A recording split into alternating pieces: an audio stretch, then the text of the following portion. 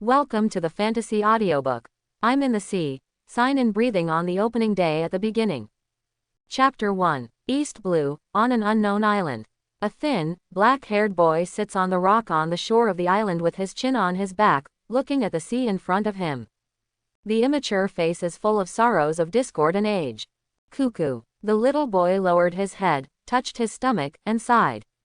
Oh, it's been 2 months since I came to this pirate world. I thought it would be everywhere, but I couldn't even fill my stomach. I am a traverser who is too miserable. Oh, as the little boy said, he couldn't help but sighed heavily. It would be great if you could give me a system or something. Ron, a voice rang behind the little boy, and he turned his head to look. A yellow-haired boy with Madara finches on his face was waving at him. Daddy came back with food.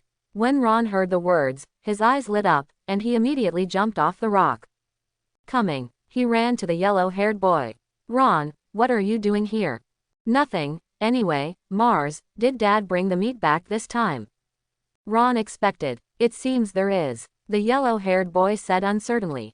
Great, then let's go. The two entered the forest together and came to a small house in the forest. When they arrived, many children had already gathered here. They stared at the food placed in the open space in front of them, and some of them couldn't help but want to reach out to grab them. But halfway through, a middle-aged woman stretched out her hand to take a picture. No, you have to wait until everyone is here before you can eat. But I'm very hungry. That won't work, it's a rule. The young woman is polite. A bearded man sitting on the ground next to him, holding a hip flask, saw this scene, and laughed. Mary, you are really tough. The woman's eyes widened, and the man immediately stopped laughing. He stretched out his hand, clenched his fist, and coughed twice on his mouth. Then he sat cross-legged, embracing his hands, and looked at the children who could not wait for a long time. Okay, we're all here. It's all here, the children except Ron said in unison. Okay, then follow the order, come forward to collect food, everyone's is the same, no fight for it. Yes, old man. Ron took 2 breads and a small steak from the middle-aged woman named Mary in front of him. After thanking him, he retreated to the side of the tree and began to eat. The bread is hard and tasteless, and the steak is also very hard, with an unremovable fishy smell, and the salty taste is very weak. Even so, Ron gobbled it up. The man sat there, looking at the gorging children, drinking and laughing. Don't worry, eat slowly, there will be more tomorrow. At night, when Ron got up to sprinkle water, he heard the conversation between the man and the woman in the house. Harris, are you helping those bandits again? There was silence. Didn't you swore never to be a bandit again? Why? The woman's voice was sobbing. Don't cry, I didn't become a bandit, just. I helped a little bit, and I promise that there will be no murder. The man scratched his head. No way, the band of bandits came not long ago. The house where I work. The tavern was also robbed, and there is no salary for this month at all. I can't let these kids go hungry, so I promise this is definitely the last time. Pirate, didn't those Marines say they would come to help us? When will they come? Those Marines won't come. They have been bought by the pirates a long time ago. They colluded with each other, no matter how we live or die. Hey, when is this kind of life tall? Ron went back into the room without saying a word, lay down on the bed, and looked at the ceiling. Papa Harris once seemed to be a bandit, but later quit the bandit. The children here are all orphans adopted by him. Although Mary was stern, she never complained about adopting these children one by one, she just took care of them happily. They are all good people. Ron raised his hand and looked at the open hand, his eyes gradually becoming firm. I want to help them. Even if there is no system. Even if I am only an 8-year-old. In short, I can no longer have the superiority of a traverser and feel that I am incompatible with this world. Since I have come into this world, I really have to integrate into this world well.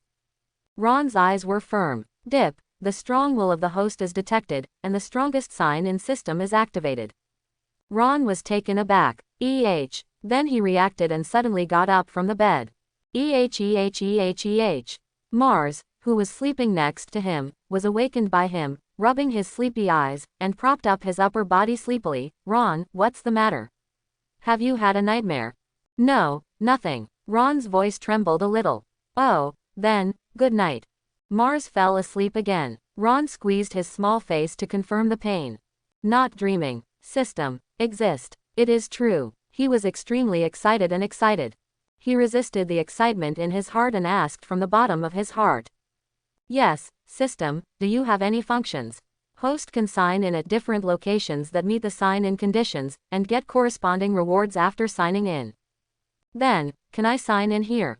Testing. Host is located in East Blue, Moses Island, and can sign in.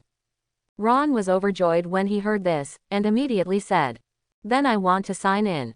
Sign in, get rewards, physical improvement, vitality value +10. Get the reward, the breathing method of the day. The moment the system sounded, a warm air flow instantly filled Ron's body, and his thin and weak body was instantly full of power. At the same time, all the contents of the breathing technique of the sun began to appear in his mind, and his breathing began to adjust autonomously. The chi and blood in Ron began to boil and surging, and as the breathing progressed, it became like a fire dragon, scouring the roots of Ron's physique. But when the breathing progressed to a certain place, it was suddenly interrupted. Ron opened his eyes sharply, opened his mouth and let out a foul breath, his face was pale, and he breathed heavily. Failed. What's the problem? Back to host. This is because your physique is still weak, and the blood is not enough to support the operation of the breathing method of the day. A gleam of enlightenment flashed in Ron's eyes. So this is all. That said, the most important thing for me now is to strengthen exercise and improve my physical fitness. Yes. Ron clenched his fists, his eyes firm. He wants to be strong. Only by becoming stronger can you avoid hunger and eat better food. Only by becoming stronger can we help Harris and Mary. Only by becoming stronger can we survive in this pirate world where the weak and the strong. Early the next morning, the sky was bright. Ron got up, and the children beside him were still asleep. Mary, who was busy with breakfast in the house, heard the movement and turned her head to look. She was a little surprised to see Ron. Little Ron, why did you get up so early today? If you wake up, you won't be able to fall asleep. Good morning, Aunt Mary, can I help you? Ron asked. Thank you for your kindness, but there is nothing to help. Okay, then I'll go for a walk. Don't run too far. If you miss your breakfast, you won't have anything to eat today, and I won't make it for you alone. Understood. Ron got out of the house. The sky is pale. The cool morning breeze has a smell of seawater, which can dispel sleepiness well. Ron walked into the woods and did some warm-up moves. Good. After he warmed up, he began to trot in the woods. Harris came back carrying the firewood and was a little surprised to see him running. Ron. Good morning, Daddy, Ron said, and ran past him. Harris looked at his back and scratched his head. What's the matter with this kid? Ron ran 10 laps in a row. It took about 2 hours before he stopped. He was sweating profusely, but his immature face was full of joy. This physical improvement has greatly improved my physique. I was afraid that I had run down even 1 lap, but now I can run 10 laps continuously. Ron squeezed a fist and thought to himself, although my body is still an 8-year-old child, I am afraid that my physical strength are stronger than before I crossed. System, show my current attributes. Yes. An attribute panel that only he can see appeared in front of Ron. Host, Ron. Age, 8 years old. Blood value, 18. Day breathing method master degree 0% not master. The vitality value is 18. System, what does this vitality value mean? What's the use? A high vitality value means more powerful. Ron asked curiously. Back to host, the level of chi and blood only represents the strength of physique and blood, and the strength of strength cannot be determined by the level of chi and blood. Oh, understood. It's like a person's basic attributes, although they are also critical, they can't directly represent the level of strength. Ron just made it through. The blood value is 18. What level does it look like in this world? Back to host, a normal 8-year-old boy with sufficient nutrition in this world can reach 10 points. For a normal adult male, the blood value can reach 30 points. The strong man that host met before has reached 50 blood points. Daddy is indeed better than ordinary people. Ron nodded. That's right. You said before that my physique is poor and weak, and my chi and blood are insufficient to run the breathing method of the day. How much is the chi and blood worth? Ron asked curiously. The minimum chi and blood value needs to reach 30 points. 30 o'clock. Ron nodded slightly. His goal now is clear. The first step to become stronger, exercise your physique, and let the blood value reach 30 points. After Ron exercised for a while, his stomach groaned, and he reacted and hurried back. When he ran back to the mountain house, it was long before breakfast. Mary did not leave him any food, as he said. Oh, food is also a problem. Ron lowered his head, touching his stomach, and left from the door of the house. Ron. Mar's voice made Ron look up. Where did you go early in the morning? I haven't found you after looking for it for a long time. Mars looked at him and asked. Before Ron could answer, Mars took a small half of brown bread from his arms and handed it to Ron. Give you. Ron was startled. You haven't eaten yet, I left it specially for you, hurry up and eat. The little yellow-haired boy with Madara on his face grinned at him, and one tooth was missing. I'll remember it next time.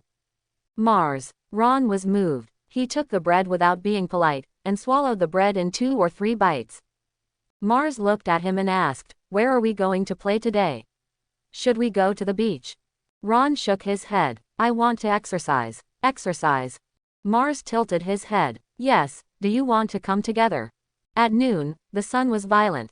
Mountain forest. 73, 74, 75. A black-haired boy is doing push-ups, sweating like rain. The yellow-haired boy next to him was lying on the grass in big letters, sweating, and he was so tired that he couldn't even lift his hands. Ron, is this exercise? I'm so tired, I feel like smoking in my throat. The yellow-haired boy Mars gasped with his mouth open. Can this really become as powerful as Dad? 79, 80, 81. Now, Ron, are you listening to me? 85, 86, 97, 98, 99, 100. Ron's supporting arms suddenly loosened, and he fell to the ground, panting heavily. After a while, he turned over, facing upwards.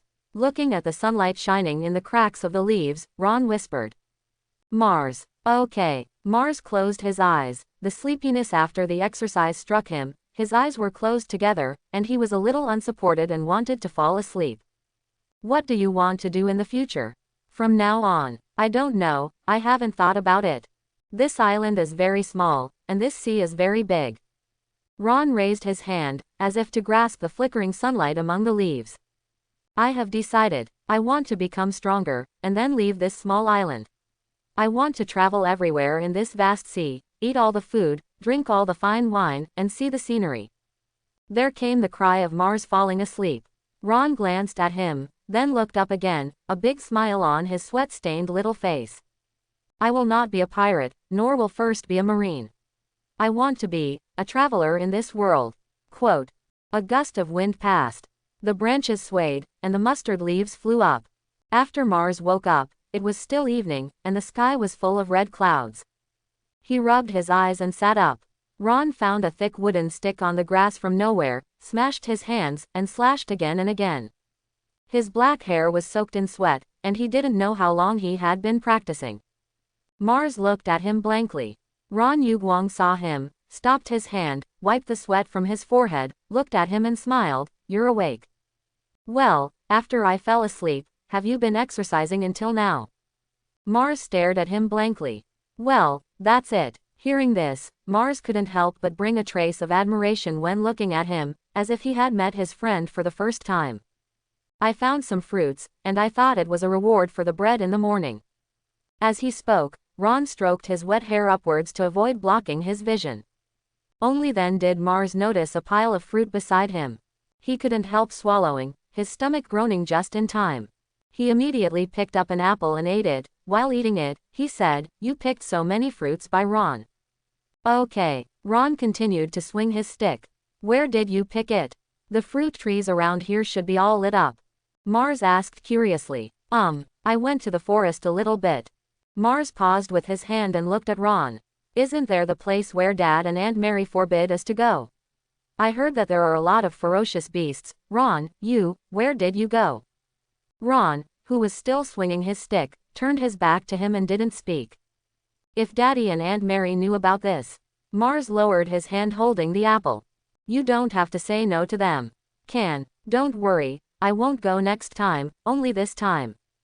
Oh well, the next few days. Ron got up early in the morning, rushed into the forest and started exercising. Come back at breakfast, then disappear with Mars, and wait until the evening to come back in profuse sweat. After a night's rest, I went out again in the early morning of the next day. Such days lasted for 10 days in a row. During that time, Harris had a chat with Ron one morning.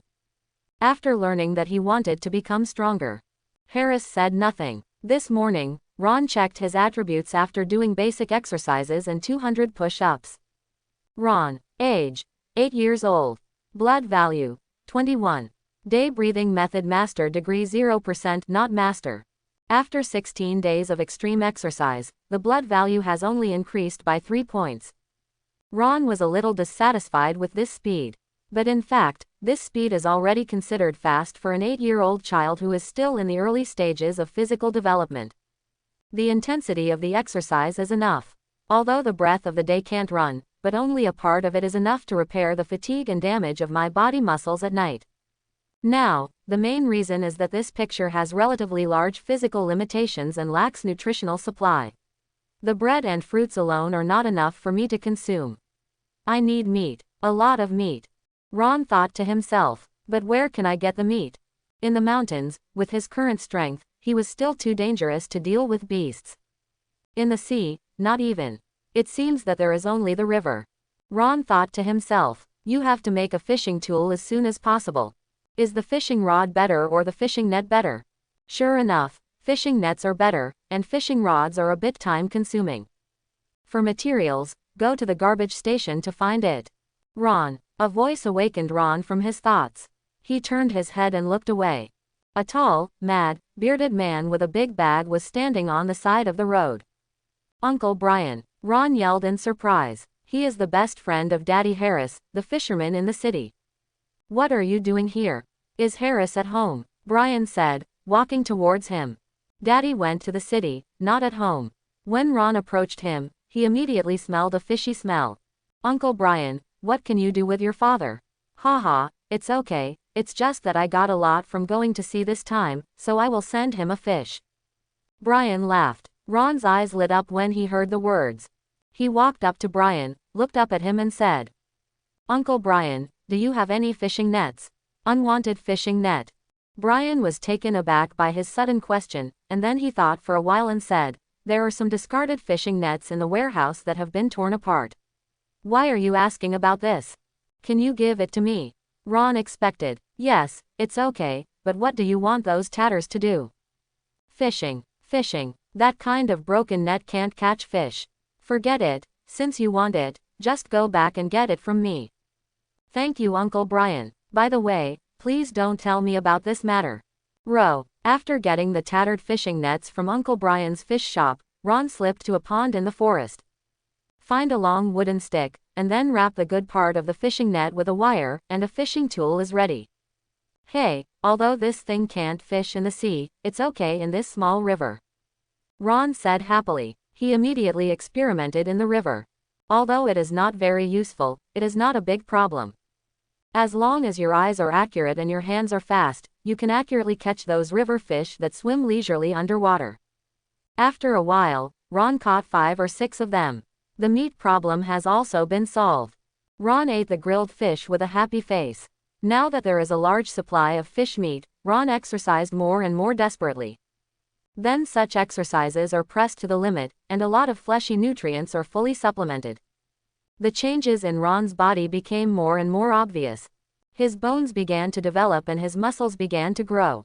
In just 1 month, he quickly jumped 10 centimeters higher, 5 centimeters higher than Mars, who was a year older than him.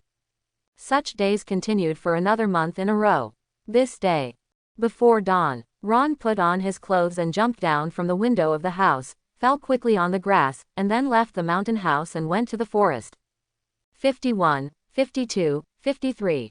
Ron was doing push-ups with one hand, and he was calm and easy to do when he was 50 or so. After doing 151 handed push-ups, steaming all over, Ron, who was sitting on the grass, heard the sound of the system in his ears. Remind host, the blood value has reached 30. Already 30. Ron was slightly surprised, and opened the properties panel to take a look. Host, Ron. Age, 8 years old.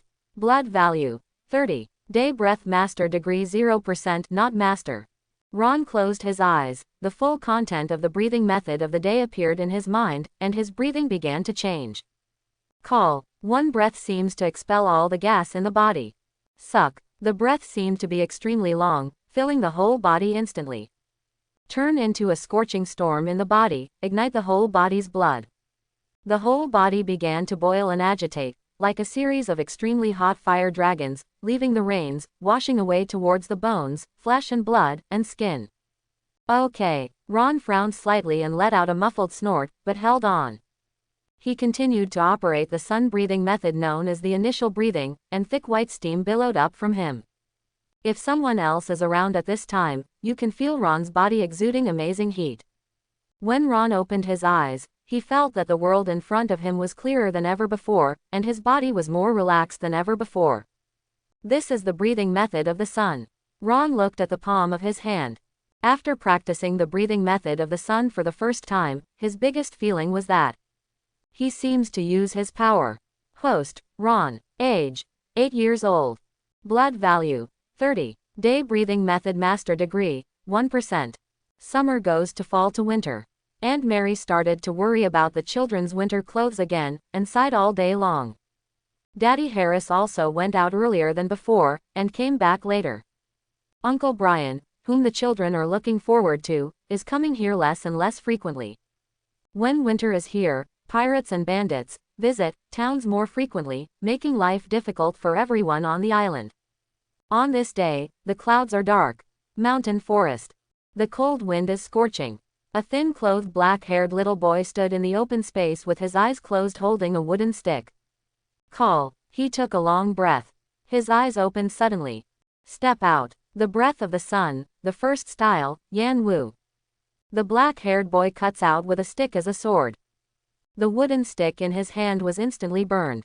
A circle of arc-shaped flames cut out from his body to the surroundings and extinguished in a flash, but left a circle of scorched traces rotating outwards on the grass. The largest circle reached a radius of 3 meters. Hoo. He leaned on his knees, gasped for breath, his face was pale, but his bright eyes were full of joy. Bring it out. 5 months have passed since the day of his master's breathing method. For the past 5 months, he got up at 4 o'clock in the morning to practice, and returned in the evening. No matter eating, walking, sleeping, he was running the breathing method of the day at all times.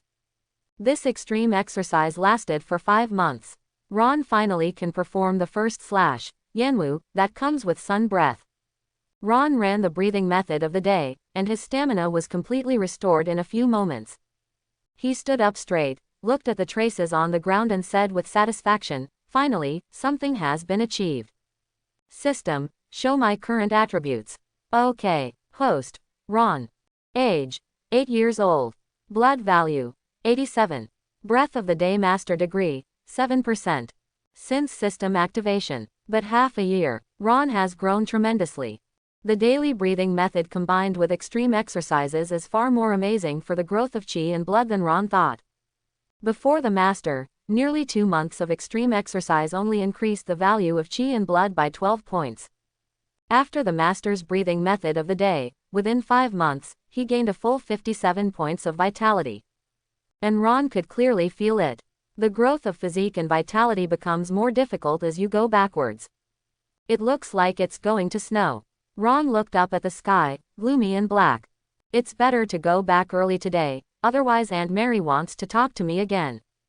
The past few months have really made her worry a lot, Ron said as he rushed to the mountain house.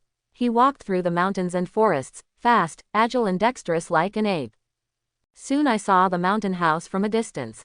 Snow began to float in the sky at this time. Ha, Uncle Brian. Ron saw Brian rushing to the mountain house, banging on the lighted hut, and the door opened quickly. Brian said something to Mary with an anxious look on her face. Aunt Mary was full of horror and covered her mouth with her hand. Then he left the hut with Brian and ran towards the town. There was a sense of uncertainty in Ron's mind. Did something happen to Daddy Harris? He didn't hesitate, and immediately followed the direction of the town. The speed of Ron's feet was raised in an instant, and he copied the mountain and forest trail to pass Mary, and the two came to town ahead of time. Just arrived in town. Ron heard it. Boom. One of the guns sounded. Over there. Ron rushed over there immediately, squeezing into the crowd of onlookers. The scene before him made his eyes wide open. An old man clutched his shot arm and fell to the ground with a painful face. Several middle-aged people headed by Harris stared at a group of more than 20 pirates in front of them with great anger. The gun in the hands of the pirate headed by the pirate hat was still smoking. Gia Gia, the old immortal thing just asks you to take some money out, so you don't know how to praise it. The head pirate was smoking a cigarette, looking at the old man on the ground, his face full of fleshy flesh was extremely arrogant and arrogant. He glanced at Harris. Do you want to resist, lousy? His hands with smoke in his hand were all aimed at Harris, who was headed by a few people. This is the great pirate Shimoi who is offering a reward for one baile. I advise you to think clearly. If you anger Master Shimoi, I can't guarantee that this will happen to your island. What? A thin pirate next to the head pirate said Yinli. Harris clenched his fists, full of anger. He wanted to make a move and give the pirates a lesson. But reason told him, can't make a move. The corner of Shimoi's mouth was raised, and he shot the floor in front of Harris. It's just that kind of guts. There is only rubbish, what a boring island. Little ones, go and smash this tavern for me, and take away all the property and wine. Hip hop ha ha, gia hee hee, I've long wanted to do it. I'll come first. A group of pirates couldn't wait any longer. Upon hearing this, they immediately rushed into the tavern and began to wreak havoc and plunder. No, you can take all your belongings, just beg you not to ruin my tavern. The old store manager who was shot in the shoulder lay down on the ground and prayed desperately. Harris' angry body was shaking. Brother Harris. The few people behind him were also angry. This tavern was created by my wife and I. This is my last treasure, please, don't ruin it. The old store elder burst into tears, dragging his wounded and bleeding arm, crawling towards the door of the tavern. He grabbed a pirate by the ankle. The pirate took a look with disgust, then kicked him away. Dead old man, go away, don't stain my clothes if you want to die. Seeing this scene, Harris's anger finally couldn't control his rationality. He dashed forward. Before the pirate who was headed by the gun could react, he was punched in the face with full strength containing anger. Get out of this island. Harris punched with all his strength and directly knocked out the big pirate who offered one baile a reward. Mary and Brian just arrived and happened to see this scene. Both of them were shocked. Harris, what a great punch. Ron in the crowd couldn't help but praise in his heart. The explosive power, speed, and penetration of that punch are all pretty good. Although Daddy Harris has only 50 points of vitality, his strength is above this. The pirate named Shimoi was beaten 5 or 6 meters away, and the pirates reacted after being hit hard. Boss. Daring to do something with the boss, it seems that I am tired of living. Do it. Don't let one go. They drew their weapons one after another and attacked Harris and others. The middle-aged men behind Harris couldn't wait a long time, and picked up tools such as hammers to meet them. As soon as a scuffle was about to take place, the audience hurriedly backed away. Mary, stand back and I will help Harris. Brian yelled, pulled out the fish knife he carried and rushed in. He had long wanted to cut these pirates. Brian. Mary was worried, but she was helpless. She followed Brian, just hoping that things wouldn't make a big deal, but it turned out to be. At this moment, Mary felt her clothes being pulled. She turned to look. A semi-long black hair, immature and cute boy stood behind her, smiling at her. Mary opened her eyes wide. Ron. It's me, Aunt Mary. Why are you here? It's dangerous. Get me back quickly. Mary said anxiously. Don't worry, Aunt Mary, I'm pretty strong. Ron smiled at her. This is true, but in Mary's eyes, it seems to be a joke. After all, standing in front of her at this time was only an 8-year-old boy who was not taller than her waist. The waist is probably not as thick as those pirates' arms. Don't be fooling around, it's dangerous here, you can go home immediately. Mary said to Ron sternly. Ron wanted to say something, but when he saw her anxious gaze, he flinched. He nodded. I see, I will go back now. Mary was slightly relieved after hearing this. Being obedient is a good boy, go back quickly. Ron nodded, then trot towards the end of the street. Mary was relieved and turned her gaze to the melee in the street. Harris blocked a pirate's iron rod attack, without frowning, hitting his face with a punch, sinking his entire face. It's done. A pirate jumped into the air and slashed at him with a knife in both hands. But in midair, he was blocked by Brian with a fish-free knife. The two close friends glanced at each other, and with a tacit understanding, they handed their backs to the counter, and concentrated on dealing with the enemy in front of them. You dare to take the opportunity to attack me. Shimoi rubbed his swollen face, and looked at Harris with extremely vicious eyes. He raised his hand and pointed his gun at Harris. Go to hell. When Mary saw this scene, her pupils shrank sharply. Harris also caught a glimpse of this scene and hurriedly tried to avoid it, but it was too late. Boom! The child popped out of the chamber. Even though Harris tried to dodge with all his strength, his arm was pierced by a bullet. He pressed hard to cover the wound, but the blood still ran down his arm, dripping to the ground. A pirate next to him seized the opportunity and hit him with an iron rod, causing him to make a cry of pain, and he couldn't help kneeling down. Is it crooked? Shimoi sneered and pointed the spear at Harris's head. The next shot will kill you. Harris. Brother Harris. Brian and the rest of the rebels were anxious and wanted to save Harris, but they were entangled by the pirates. Gia. Just use the death of your fellow to tell the people on this island what will happen if you resist my Shimoi. Shimoi smiled fiercely, and gradually pulled the trigger with his fingers. No, do not want. Mary was desperate, tears streaming down her face. Die. Boom. There was a resounding sound. But it was not the sound of gunfire, but rather the sound of hitting the ground heavily. Father, I'm here to save you. An immature boy's voice sounded in the hall. This voice is Brian. Harris looked up sharply. I saw that arrogant, fierce, and worthy, big, pirate Shimoi plunged into the ground, and on his head was a little boy with black hair and black eyes squatting. When Brian and Harris saw the little boy, they both opened their mouths wide, dumbfounded, and almost dropped their jaws to the ground. Ron. Mary, with tears on her face, was also stunned when she saw the tiny figure. Why does Ron appear there? Captain. Boss. The gang of pirates looked at Shimoi, whose entire head was plunged into the ground under Ron's feet, and suddenly became annoyed. Kid, get me off the boss. A naked, fat pirate with a full face swung a long knife and slashed towards Ron. Danger. Mary was extremely anxious, but the scene before her stunned her and everyone around her. I saw the little boy jump gently, avoiding the long knife that had been cut horizontally, spinning in the air, with a fierce blow, and kicked at the fat pirate's fierce kick with a fierce kick in the wind. At the neck. The fat pirate's eyes went black for an instant, and the sound of bone cracking was heard from his neck. Immediately, the fat pirate, who was more than 2 meters tall and estimated to weigh more than 200 kilograms, spun and flew out, slamming heavily on the ground, foaming at the mouth, unconscious. The audience was silent at first. The pirates, the crowd onlookers, and everyone including Harris, Brian and Aunt Mary stared out.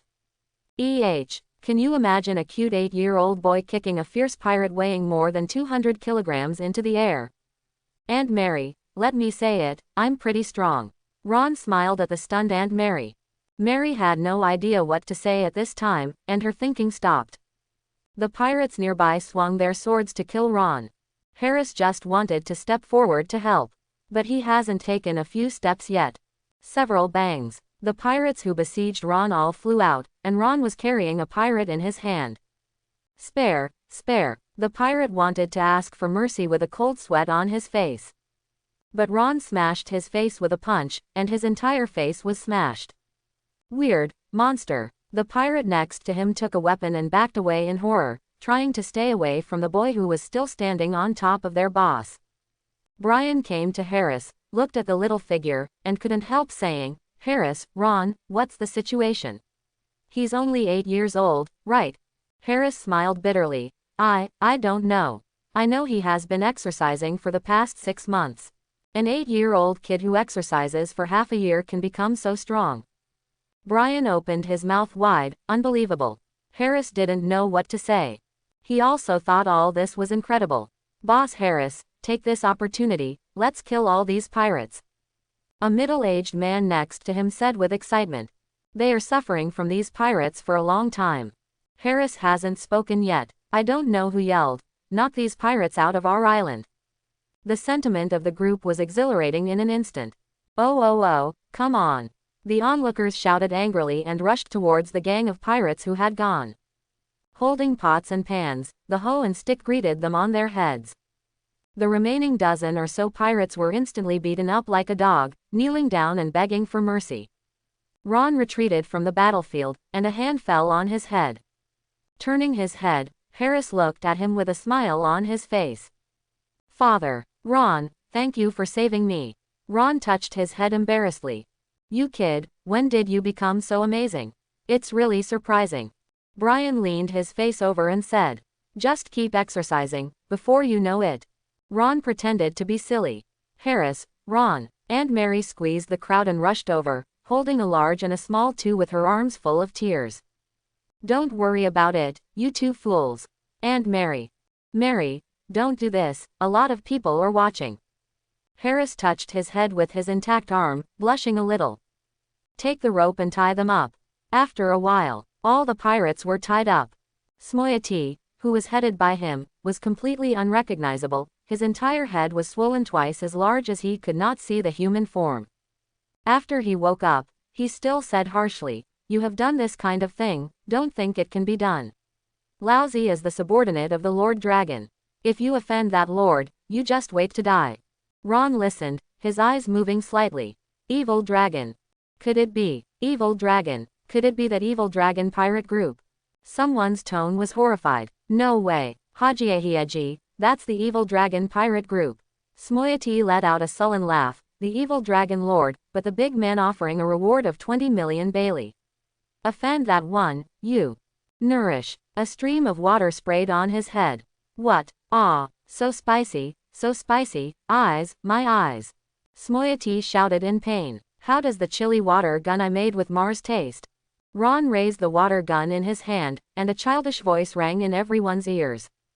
Everyone looked at him blankly. He raised his hand, and several streams of water sprayed at the pirates. Bew. What? My eyes. So spicy. Ah, stop it. The people next to him looked at the tragic situation of the pirates, and couldn't help but feel a little palpitating. As this kid, an evil spirit, a well-dressed man with glasses yelled from the crowd. Stop. Everyone around looked at him, and Ron turned to look at him. The audience fell silent. The decent man with golden eyes rushed out of the crowd and rushed at Ron, looking extremely angry. Do you understand the current situation?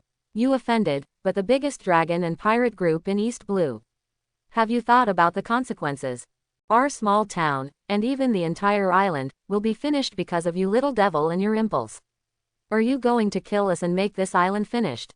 The audience fell silent for a moment. Yes, what should we do to offend that dragon and pirate group? This is over. I don't want to die. I blame them, I don't want any consequences. I know that guy, as if he was a bandit before. Bandits. The audience instantly pointed the finger at Ron, Harris and others. The people next to them also left. I was isolated instantly. Now only by driving them all away and driving out of our island, can we not be able to sin against the dragon pirates and continue to live steadily on this island. The man with the gold-rimmed glasses agitated. Yeah, they are the ones who offended the dragon pirates. It's enough to drive them away. Speaking of which, it was all their fault, so why should we suffer too? Get out of our island. Get out, the crowd shouted in unison. The slogan is surprisingly neat. Harris and others clenched their fists, and a sense of powerlessness that had never been felt before filled their chests. Everyone. The old manager of the tavern wanted to say something for them, but his voice was drowned. Gia. Shimoi laughed triumphantly with his red eyes. You see it, kid, this is the end of offending us. Bew. Another chilly water fell on the wound on his face, and Ultimate's pain instantly made him roll and scream. Just treat it as I did it. Ron spoke with his back to the crowd. The crowd fell silent for an instant, all eyes fell on that little figure from behind.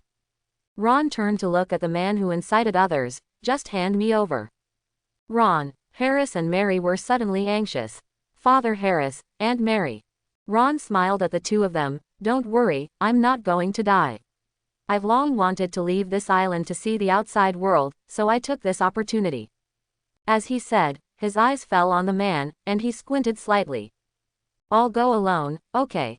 The man was a little afraid of his gaze, and said cowardly, I think it should be, it's okay. Ron, and Mary had tears in her eyes and wanted to say something, but Harris held her shoulders down. Mary, let's trust him. Harris gritted his teeth. He can see clearly than anyone else. After the crowd let go of the miserable pirates, several pirates took the rope and came to Ron with vicious expressions, and tied the rope to him, bound to death. Thank you for your care over the past few months. I will not forget you. If I have the opportunity, I will come back to visit you. Ron said with his back to the crowd. Harris flushed his eyes and clenched his fists. And Mary burst into tears. Little Ron. Brian blocked his eyes with a big man with a cross arm to prevent tears from running down. I want to come back, you don't have this chance. His eyes were painful, and Shimoi looked at the front viciously. Soon you will be buried in the bottom of the sea. Boss, that's a wooden stake, people are not there. What? I can't open my eyes in pain, I can't see clearly. Boss, people are already tied up. Okay, carry Lousy to the boat.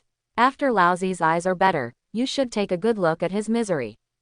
Yes. Before he left, Nazmayati said cruelly, I will spare you this time. If you dare to do such a thing next time, the cadres of the evil dragon pirate group will come. Boss, the person is over there, and the wall in front of you. What? After a group of pirates took Ron away. Mary buried her head in Harris' arms and couldn't cry. The whole town was quiet, as if only her crying. The snow is getting thicker gradually. On the coast, waves crashed against the reef, and a pirate boat docked here. Ron, who had been tied up, was thrown onto the deck, and soon Shimoi and the other pirates boarded the ship. Sail. Heavy snow fell. The pirate ship slowly left the island. Pirates on board. It hurts, it hurts. Tap it. Shimoi was wiped off the wounded face by his subordinates, screaming in pain. Ron, who was tied tightly by a rope, sat on the deck, looking at the sea in front of him. The small island was getting smaller and smaller in his field of vision. Dip. Check to leave the initial island and turn on the global map. The voice of the system suddenly rang in Ron's mind. At the same time, a virtual screen that only he can see appeared in front of him. It showed a map of the entire pirate world. A red dot represented his location. All islands and sea areas had corresponding names above them. For example, he just left Moses Island. And the closest island to him, in the northwest, 63 kilometers away, is called the Malay Archipelago. Besides, Ron also saw some familiar names. For example, Windmill Town in East Blue, Shimotsuki Town, Kokoja Village. A nautical map of the entire world. Ron's eyes were full of surprises. All these things that a navigator dreamed of were in his mind right now. On one side of Ron's figure, a sharp whip drew from him, hitting the ship's board hard. Yeah, dare you to hide. Shimoi sitting on the chair held the whip and looked at him condescendingly, with a fierce look on his immature face. Come on, hold him down for me, let me see how he hides. The two pirates who had been beaten by Ron walked towards him with a vicious sneer. Etc. Ron opened his mouth. Now I know to beg for mercy. It's too late. Shimoi sneered, hold him down for me. I just wanted to ask a question. Do you really know the dragon? Ron looked at him and asked. Hearing this question, Shimoi was taken aback for a moment, and then a smug ugly smile appeared on his ugly face. Ha Gia, I don't know any evil dragon, those idiots actually thought I was an evil dragon's subordinate. So you are not under the evil dragon. Ron frowned slightly. If I were under the evil dragon, would I come to such a poor island to rob?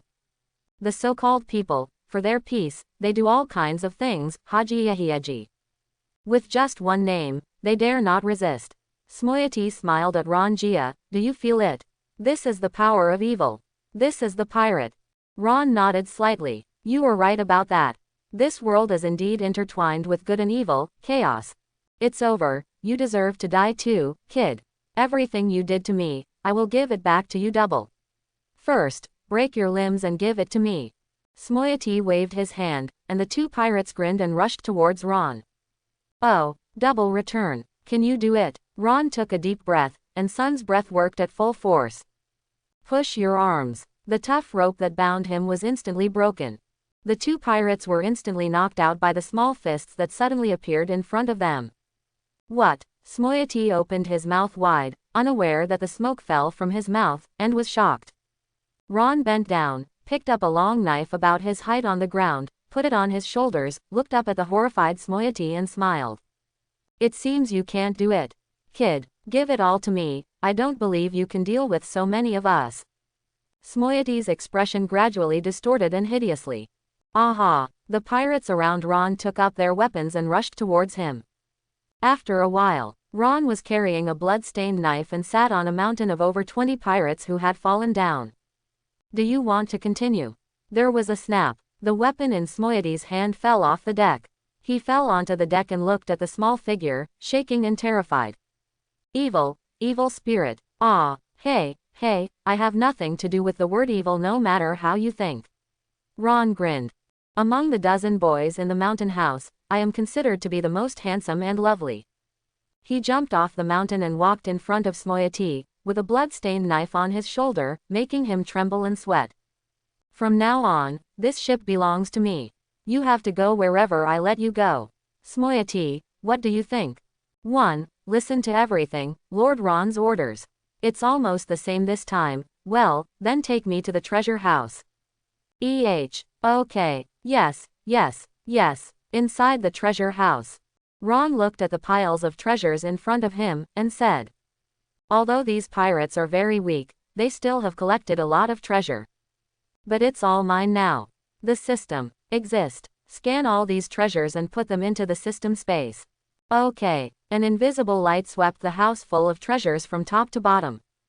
A few seconds later, as a system reminder of scanning completed sounded in Ron's ear, the treasure in front of him disappeared instantly. Ron looked at the treasures accumulated in the system space and nodded in satisfaction. The system space is really convenient. When Ron walked out of the treasure vault empty-handed, Smoiati, who was waiting at the door, glanced inside. When he saw the empty treasure house without a gold coin, he was stupid. How could it be? So many treasures, all disappeared. What did he do? Smoiati's legs softened and knelt down with a dull face, desperately desperate. I have accumulated money for more than 10 years, all is gone. This day, calm. On the deck, Ron sat in the captain's seat with his legs up, biting the straw and drinking juice. The chubby pirate, who was fierce across the island before, stood by the side only at this time, and did not dare to come out. Where is the meat I want? Isn't it ready? Ron opened his mouth. The fat pirate trembled all over, and immediately said, I'm going to urge you. Not for a while. 2 pirates came over with a large plate with various steaks and legs, and the heat was hot. Ron's eyes lit up, and he ate immediately. The pirate next to him watched and swallowed. Ron ate and drank enough. Take a look at the current attributes. Host, Ron. Age, 8 years old. Blood value, 88. Master degree of sun-breathing method, 7%. After a few battles, has the vitality value increased a little. Ron thought to himself. He felt that this 1-point increase in chi blood value was related to the breathing method of the day. He felt that in actual combat, the Japanese breathing method seemed to be able to promote the circulation of his vitality and blood to the greatest extent, flush out his physique, and thereby strengthen his physique. The vitality value, that is, the basic physique, the more it improves as time goes by, many people will never be able to break through when they reach a bottleneck. The height of this bottleneck is called a person's limit. Only by breaking this limit can we continue to improve and become a strong one. There are very few people in the world who can break the limit on their own.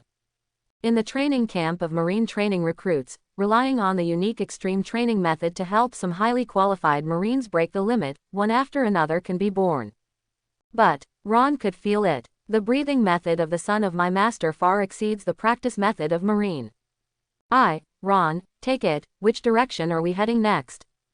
A pirate asked with a trembling voice. A beard-faced, fierce and tall pirate shouted with a trembling tone of a cute-looking 8-year-old elder brother. If others see this scene, they will definitely suspect that they are dreaming. Ron recovered, and he glanced at the system map. The nearby islands are Mozenin Island, Bagas Island, Naija Island. Okay. Ron noticed an island, and the town's name on it aroused his interest. Shimotsuki Village. Could it be Shimotsuki Village where Zoro is located? Is it located, Slenka Island, southeast, kilometers? Ron looked at the pirate and said in a tender voice, go southeast. 3 days later, Ron carried a bag of food and landed on the island of Slenka. He turned his head to look at the pirate on the pirate ship, and with a childish face he said extremely scary words, for the sake of you being obedient these days, I won't sink you. I will go to that island from time to time in the future. If I hear of your nonsense on that island again, you should know the consequences. Not going, I promise not to go. Shimoy and other pirates burst into tears, and they regretted it now. Why did I go to that island? Why did I provoke this evil spirit? If they were given another chance, they would rather choose to be beaten up on that small island for 3 days than this cute and evil kid on board their boat. He is so tormenting. During the 10 days he was on the boat, these fierce pirates felt as if they were living in hell. It's harder than death. You will do it for yourself in the future. Otherwise I will appear in front of you. Ron waved his back to them. Shimoy and the crowd of pirates waved their hands and burst into tears. Hope never see again. After seeing Ron disappearing from sight, Shimoy shouted, hurry up. Get out of this island.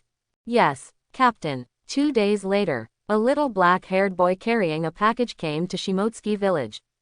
Is this Shimotsuki Village? Where you are currently, Shimotsuki Village, you can sign in, do you sign in? Sign in. Ron didn't hesitate. Sign in successfully, get reward, blood value +10. Get the reward. 21 jobs with big sharp knives rakery. Ron instantly felt a warm current pouring into his body, and that warm current poured into his muscles, making him feel a strong muscle tearing. Soon this pain disappeared, replaced by a comfortable, relaxed, powerful sense of power. The improvement of basic physique is the most comprehensive. Strength, speed, stamina, and recovery ability will all be improved due to the improvement of basic physical fitness. But what surprises him more than the increase in vitality is another reward. It turned out to be a 21st job with a big knife. Ron looked at the long knife in his hand and his almost ascended, his face was full of excitement, and his eyes were full of surprise. 21 big knives, 21 in total, some have disappeared in history, and there are no more than 10 that have appeared in the world of pirates. Although not comparable to the supreme knife, it is definitely a rare treasure, and for some swordsmen, it is more valuable than life. Ron looked at the long knife in his hand. The Japanese sword looks heavy, with a white scabbard and a golden thunder texture. It is extremely gorgeous. Ron grasped the cold handle of the knife and pulled it out gently. Zzz. The scabbard sound is like thunder, the blade is covered with thunder patterns, and the blade is cold, as if there is thunder lingering, and it looks extremely sharp. Ron drew his knife and waved it as fast as thunder flashes, flashing away, and the air even smelled of scorching black, really like thunder passing by. Good knife. Ron returned to his sheath with satisfaction. He just wanted to hang it on his waist, but after the operation, he found that he couldn't do it with his current elevation, so he had to carry it on his back. As for why the system space is not included, there is only one reason. Because this is more handsome. It doesn't matter if the party is inconvenient. Mainly to be handsome. When Ron had his sword on his back and was about to leave for the sword dojo, a voice rang behind Ron. Hey, you, can you touch that knife for me? He turned his head and looked away. A young boy with a green seaweed head and a stubborn look stood on the road, staring at the long knife behind Ron with extremely hot eyes. This guy is. Ron saw the familiar green seaweed head, and a person suddenly appeared in his mind. Hey, talk to you, give me your knife and feel it. The green seaweed head boy said it again. What's your name? Ron asked.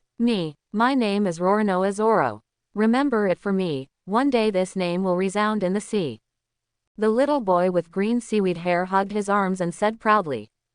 Really? Ron thought. Unexpectedly, the first person he met here was the target he planned to meet.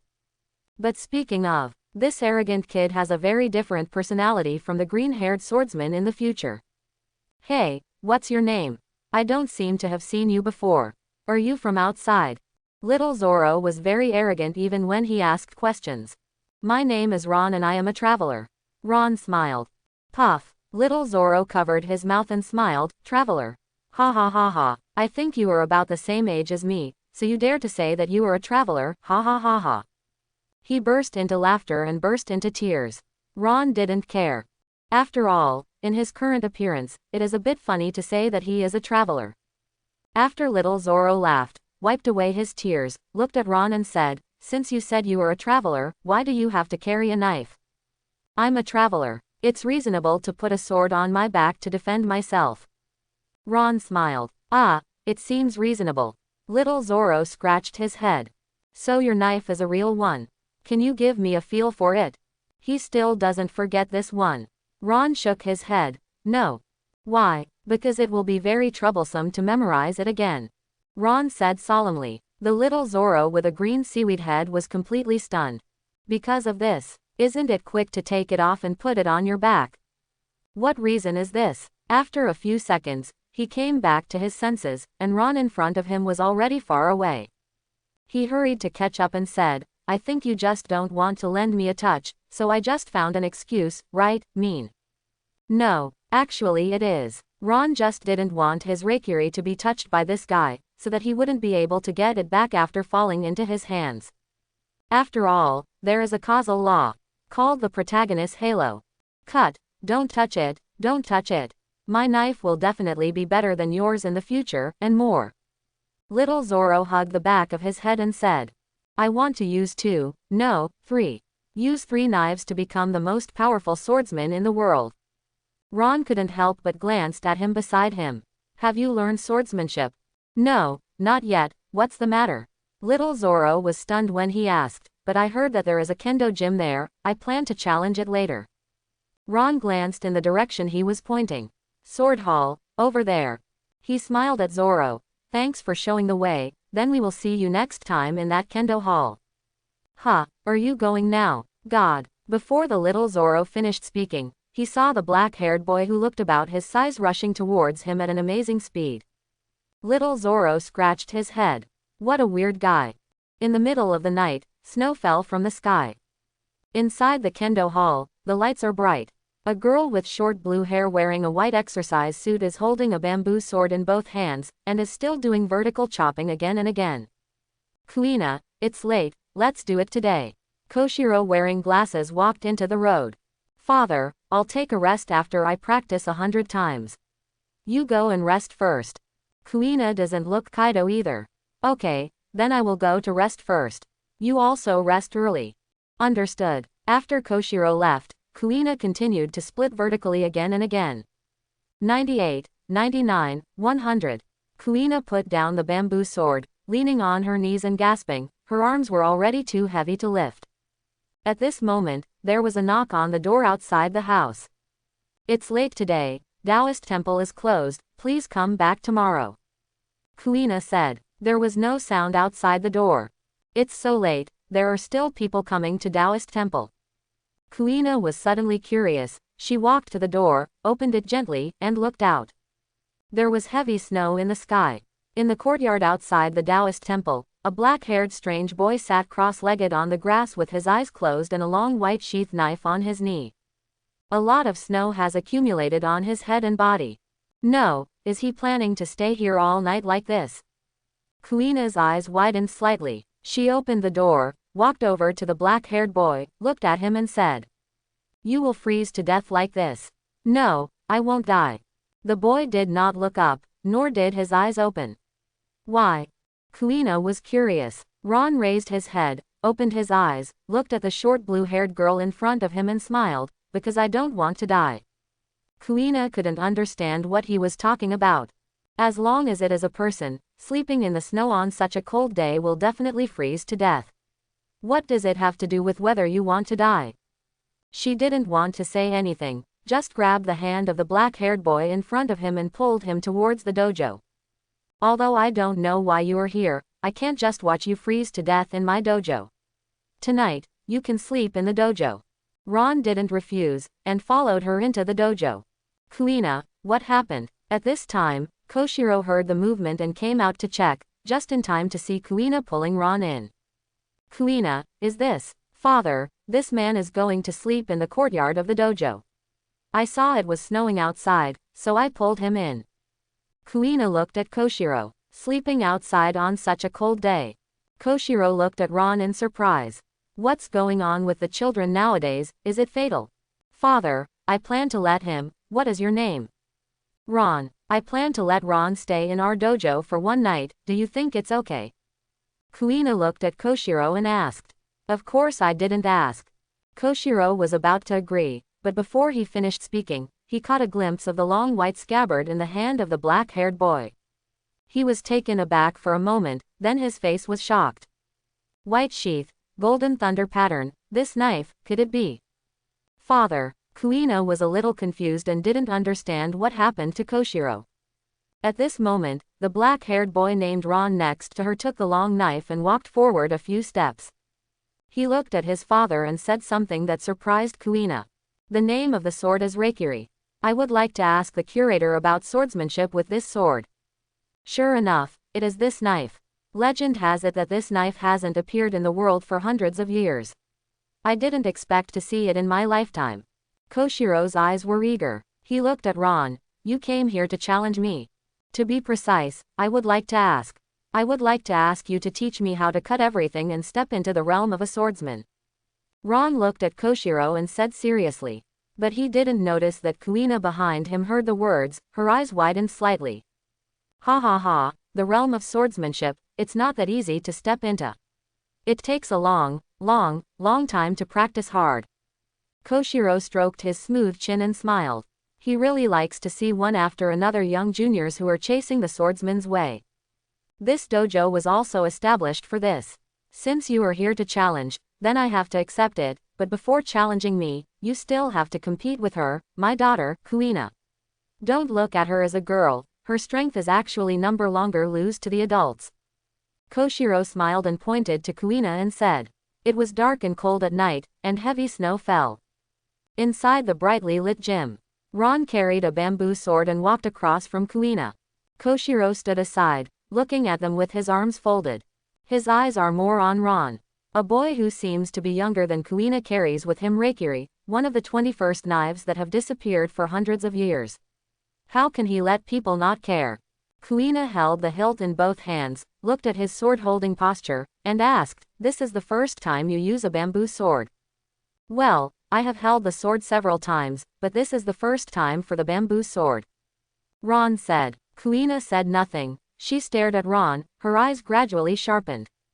Come on. Ron was also welcome, stepping on his feet and rushing towards Kuina extremely fast.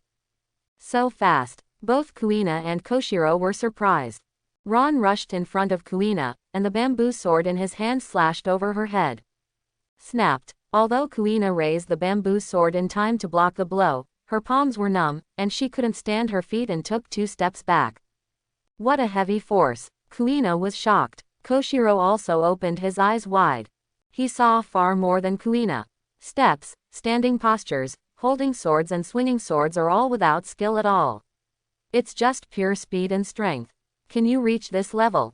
What kind of exercise does this child go through to achieve this level of physique? Quote. Kuina hadn't stood still, but another blow came. Snapped. The bamboo sword in Kuina's hand was directly shot out. With 2 strikes, I lost. She fell to the ground in a daze, desperate. Ron called her a few times, and she didn't respond. Even Ron and Koshiro entered the back room together, she didn't even notice it. I do not know how long it has been. A hand fell on her shoulder while Koshiro's soft voice rang in her ear.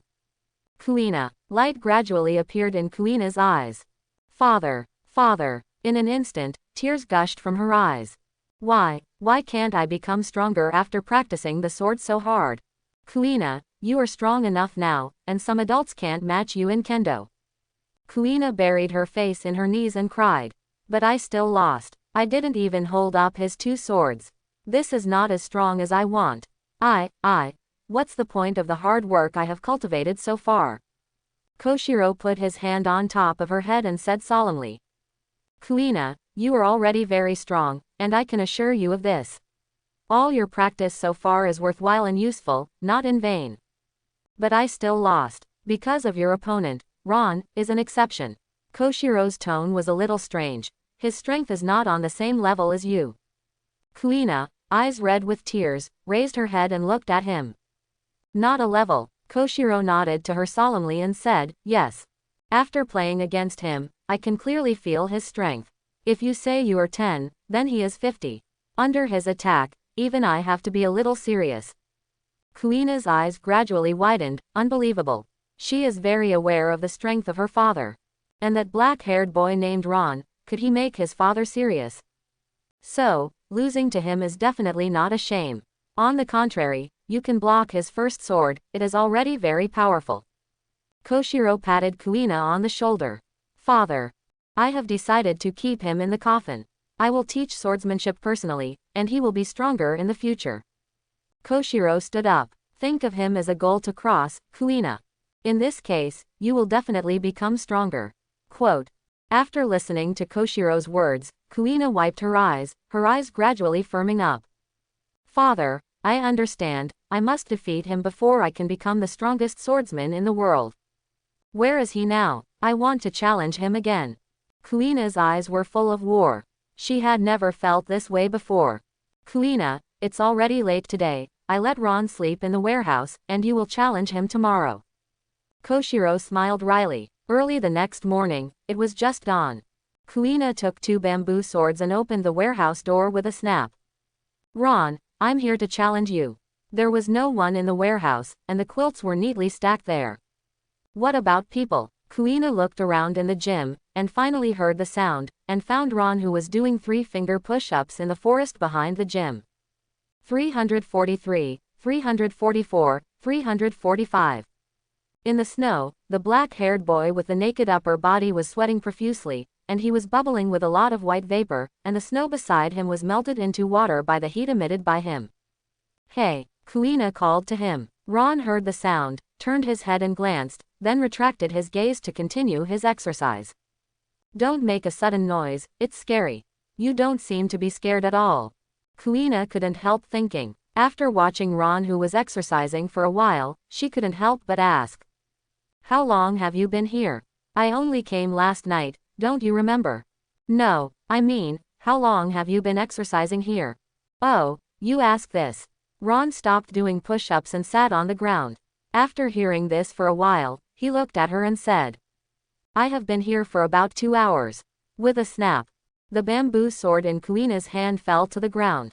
She stared blankly at the black-haired boy sitting in the snow, topless, with slightly bulging muscles, but with extremely sharp lines. Kuina at the moment seems to understand why he looks smaller than herself, but his strength is so strong. Ron looked at Kuina with a puzzled face. Are you looking for me for something?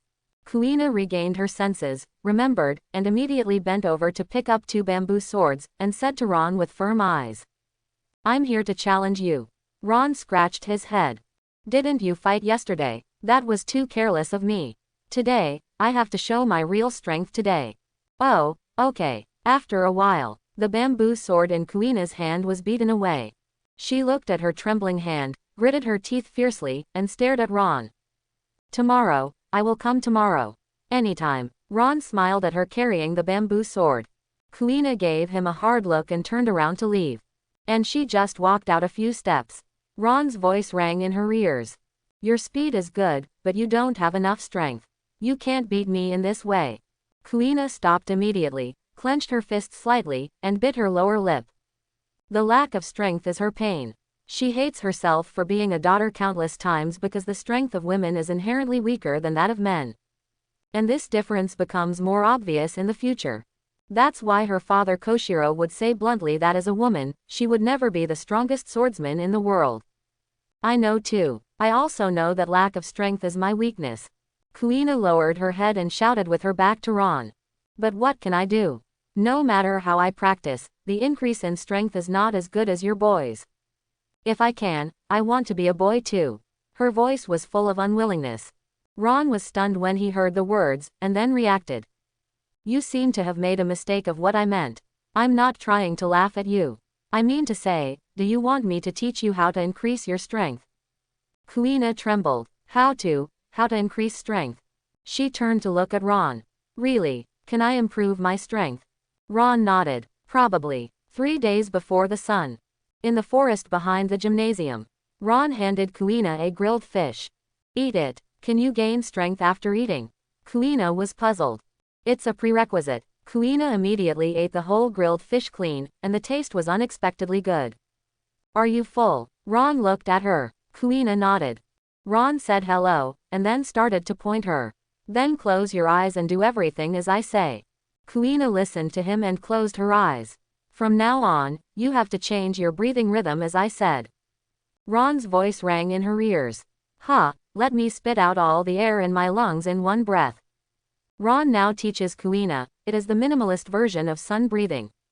He accidentally discovered that using the breathing method after eating can absorb the energy of the food extremely quickly. Although it cannot directly increase the blood value, it helps to increase the strength very significantly. How about it? When Kuina heard Ron's words, she slowly opened her eyes. Her previous feeling of fullness disappeared and was replaced by a sense of hunger. Squeezed his fists. It seems, the strength has indeed increased a bit. A surprise flashed in her eyes. But in order to prevent it from being an illusion, she still stood up suddenly, ran in one direction, and dropped a sentence. I'll test it. Hey. Ron looked at the figure running away, shook his head and smiled helplessly. After a while, Kuina walked back, lost. It seems to be an illusion. I still can't hold that stone bell with one hand. Ron spoke while waving a bamboo sword. How can you increase your vigor so quickly? You can try again after 10 days. The next few days, it seemed to be stimulated by Ron. When Ron got up at 4 o'clock and reached the clearing, Kuina was already waiting there with a bamboo sword. The two competed first, then each exercise each other without disturbing each other.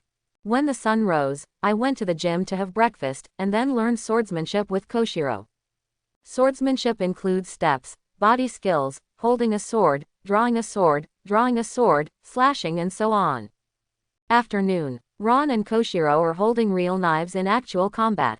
Kuina sat and watched. The more she watched, the more stress she got. She often went out to practice on her own before watching it for a while. The gym in winter looks quite deserted. Those children who came to learn swordsmanship stayed at home because of the cold and did not want to come to the gym. Occasionally, only some acquaintances from the village would come to the gym. On weekdays, only Koshiro and Kuina were the only people. This year, there is one more Ron. There will be noisy here until the beginning of spring. Soon, half a month passed. Inside the gym, wearing a white robes and short blue hair, Kuina looked at the 60 kilograms shilling and took a deep breath. Immediately raised his hand to hold it, exerting force. This time, she finally raised it with one hand. Very good. Kuina has never been happy at this moment. But when she saw Ron next to him lift the 200 kilograms large stone bell easily, her joy disappeared instantly. Ron noticed his gaze, turned his head to look at her, and grinned at her. He also held the stone bell that was bigger than his whole person. Looking at this scene, Kuina couldn't help but spit out 2 words. Monster. Dinner table at night. As always, only Ron, Kuina and Koshiro are 3. Ron and Kuina kept pushing food into their mouths. Koshiro smiled bitterly. I'm not surprised that Ron is like this, but why are you Kuina? You weren't like this before. Even if it's to chase Ron, you don't have to learn from him. He is a little worried. Will the family's money be enough to buy food like this? Sure enough, the beginning of spring next year will have to recruit disciples. Night. Taoist temple. Kuina is practicing the slashing technique. Ron, wearing a white training suit, sat cross-legged on the other side, with the famous sword Reikiri on his knees. He closed his eyes, calmed his mind in accordance with the sword meditation taught by Koshiro, and at the same time, unconsciously moved the breath of the sun. Gradually, his half-length, ear-length black hair began to be windless, and Reikiri on his knees trembled slightly. This state lasted for a while. Ron opened his eyes suddenly, drew his knife and slashed. A flash of fire accompanied by thunder and lightning flashed in the air. With this cut, the blood in his body also rose sharply, as if breaking through a bottleneck. Host. Ron. Age. 8 years old. Blood value. 100. Day breathing method master degree. 9%. After coming to Shimotsuki town for a month, his vitality value has finally reached 100 from 98. Ron, was that? Ron heard the voice and turned his head to look. Kuina held the bamboo sword and stared at him and Reikiri in his hand. That's the realm of power. Koshiro walked in, looking at Ron under his eyes, and said in shock, although I have high expectations of you, I never expected you to reach this level so quickly. Curator, Shijujing, what do you mean? Ron asked curiously. The realm of power is the only way to step into the realm of swordsmen. Kuina looked at Ron with complicated eyes. Good. Koshiro stretched out 3 fingers towards Ron. Stepping into the realm of Jianhao requires 3 stages. The realm of potential is the first stage. The specific manifestation is that when you slash the slash, there will be some anomalies on the blade, such as the flames that appeared in the slash you just now. As for the thunder and lightning, I think it should be the one in your hand. Because of the knife, Koshiro explained to Ron. The blade slashed out of the sword aura, which is also one of the signs of stepping into the realm of momentum. What about the second and third stages? Ron was interested. The second stage is called the realm of Yi, and the realm of potential is even higher. The vision carried by the slash will become clearer and change with the heart, just like this. Koshiro picked up a bamboo sword and slashed it towards the side. A slash turned into a blue dragon in the air, shook its head and rushed to the wooden frame aside, dividing it into several sections. After cutting out the sword, he looked at Ron and smiled.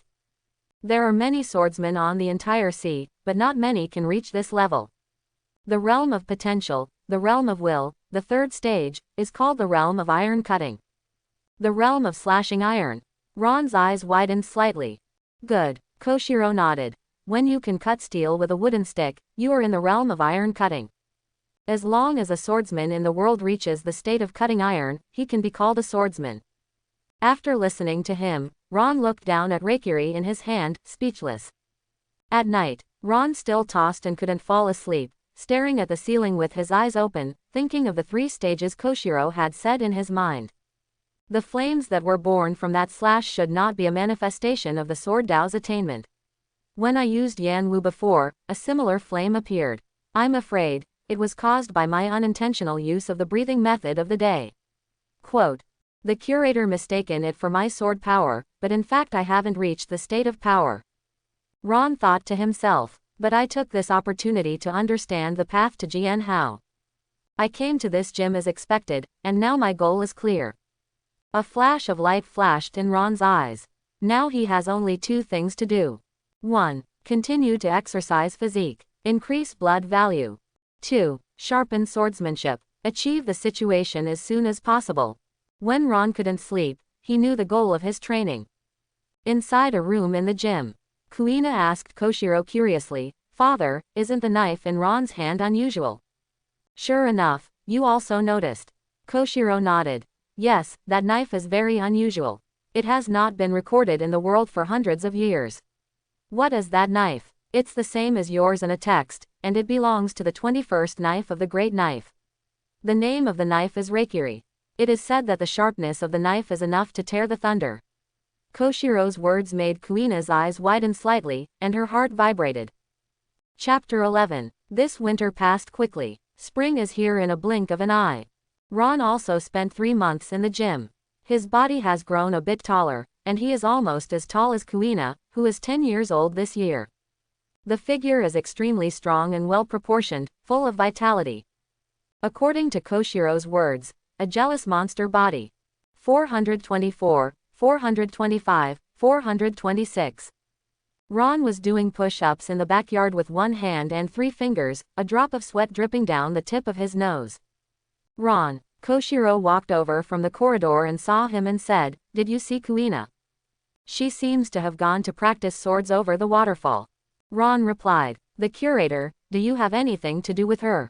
It's okay, it's just that some new disciples have arrived in Taoist temple. I want her to help teach them. Koshiro said. Ron thought for a while, fingers hard, stood up and looked at him, or I'll go. That really helped a lot. Koshiro is overjoyed. Immediately, Ron followed Koshiro to the front yard gymnasium, and there were already many children around 7 or 8 years old, noisy. Some have already picked up bamboo swords and started playing around. Koshiro coughed twice. When some children saw him, they became quiet and yelled together. Good curator. Some of the other children are curious.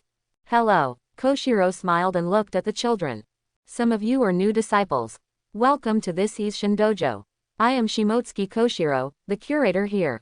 I will be responsible for teaching you swordsmanship and training you to become swordsmen with a firm heart. When Koshiro introduced the dojo to those new disciples, the children looked at Ron, who was standing next to Koshiro, a little curious. After Koshiro finished speaking, he smiled at everyone. Next, Ron will come to practice with you. Ron took a step forward with the bamboo sword. He glanced across the children, but did not see the guy with the green algae head. Isn't there yet? He thought to himself. Isn't Kuina training the sword with us? A child was stunned when he heard the words. He looked at Ron, looked up and down, his eyes suspiciously said, "Your name is Ron." "My name is Umi. I have been studying in this gym for 2 years. How long have you been here?" "Almost 3 months. Ron said. Only 3 months. The child named Umi opened his mouth wide with a look of surprise, and then he grinned. "I've only been here for 3 months, can you be my duet?" The other children also looked at Ron suspiciously. Ron's face was calm. "Well, Umi." Koshiro looked at the kid named Umi and laughed. "Don't you like my real sword? You and Ron will practice a match. As long as you can force Ron to take a step back, I will give the knife to you." Real. Umi's face was full of surprise. After seeing Koshiro nodding with a smile, he was suddenly very excited and looked at Ron with enthusiasm. "Okay." Taoist Temple. Koshiro and a group of children knelt on the ground, looking at Ron and Umi holding bamboo swords in the court. Umi looked at Ron, who was calm on the opposite side, feeling a little nervous for no reason, and his palms were sweating. He shook his head. "Isn't it just a step back? This new guy will never be as good as Kuina." "After cheering yourself up," he shouted, raised his bamboo sword and rushed towards Ron quickly. Next second, snapped, scream, the bamboo sword was beaten into flight, and Umi flew out.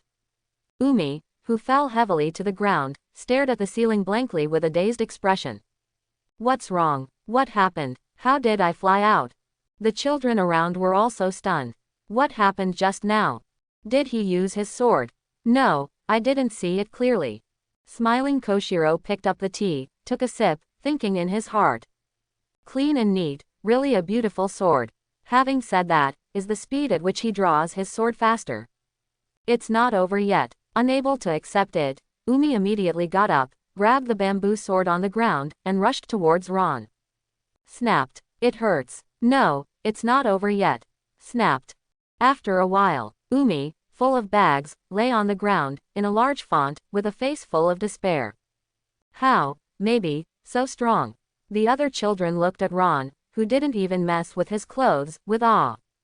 "I'm going back," Ron said to Koshiro. Koshiro smiled and nodded. After he left, Umi immediately got up and asked Koshiro, "Curator, that guy really has only been here for 3 months?" "Yes. How old is he?" "Listen to him, he seems to be 9 years old this year, 1 year younger than Kuina." Koshiro thought for a while. "The same year as me." Umi was a little desperate. "Haha, don't be so depressed." Koshiro got up and smiled. After all, Kuina is not his opponent. Umi was startled first, then, Kuina can't beat him either." He opened his mouth wide, and his chin was about to fall to the ground. Well, Kuina was beaten with 2 swords to fly the bamboo sword in his hand when he first arrived. Although it has become a lot stronger now, it should be able to take 1 or 2 moves from him. Koshiro drank the tea channel. "Nani?" Umi and the surrounding children opened their mouths, almost speechless in shock. "It's a lie, that Kuina can beat the adults, and it's not his opponent. Where is that guy sacred?" Later, after seeing Kuina challenge Ron and being beaten by 2 swords with a bamboo sword in his hand, these children were completely convinced. And Kuina's nickname for Ron quickly became what these children called Ron in private. Monster Ron. One evening a few days later, after finishing the 30-kilometer sprint, Ron returned to Kaido Hall with sweat all over. After taking a very comfortable bath, he wore a thin white exercise suit and walked barefoot on the wooden corridor. "When I passed the dojo, I looked inside when I heard the movement inside.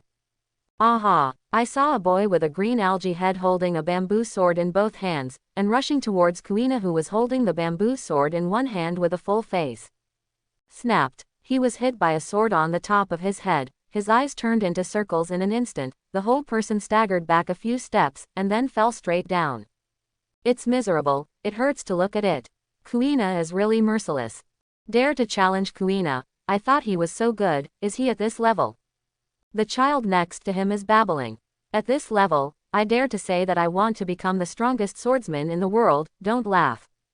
Kuina glanced at the green algae on the ground and turned to leave. As soon as she walked out of the door, a voice rang in her ears. Although that guy is weak now, he should be strong in the future.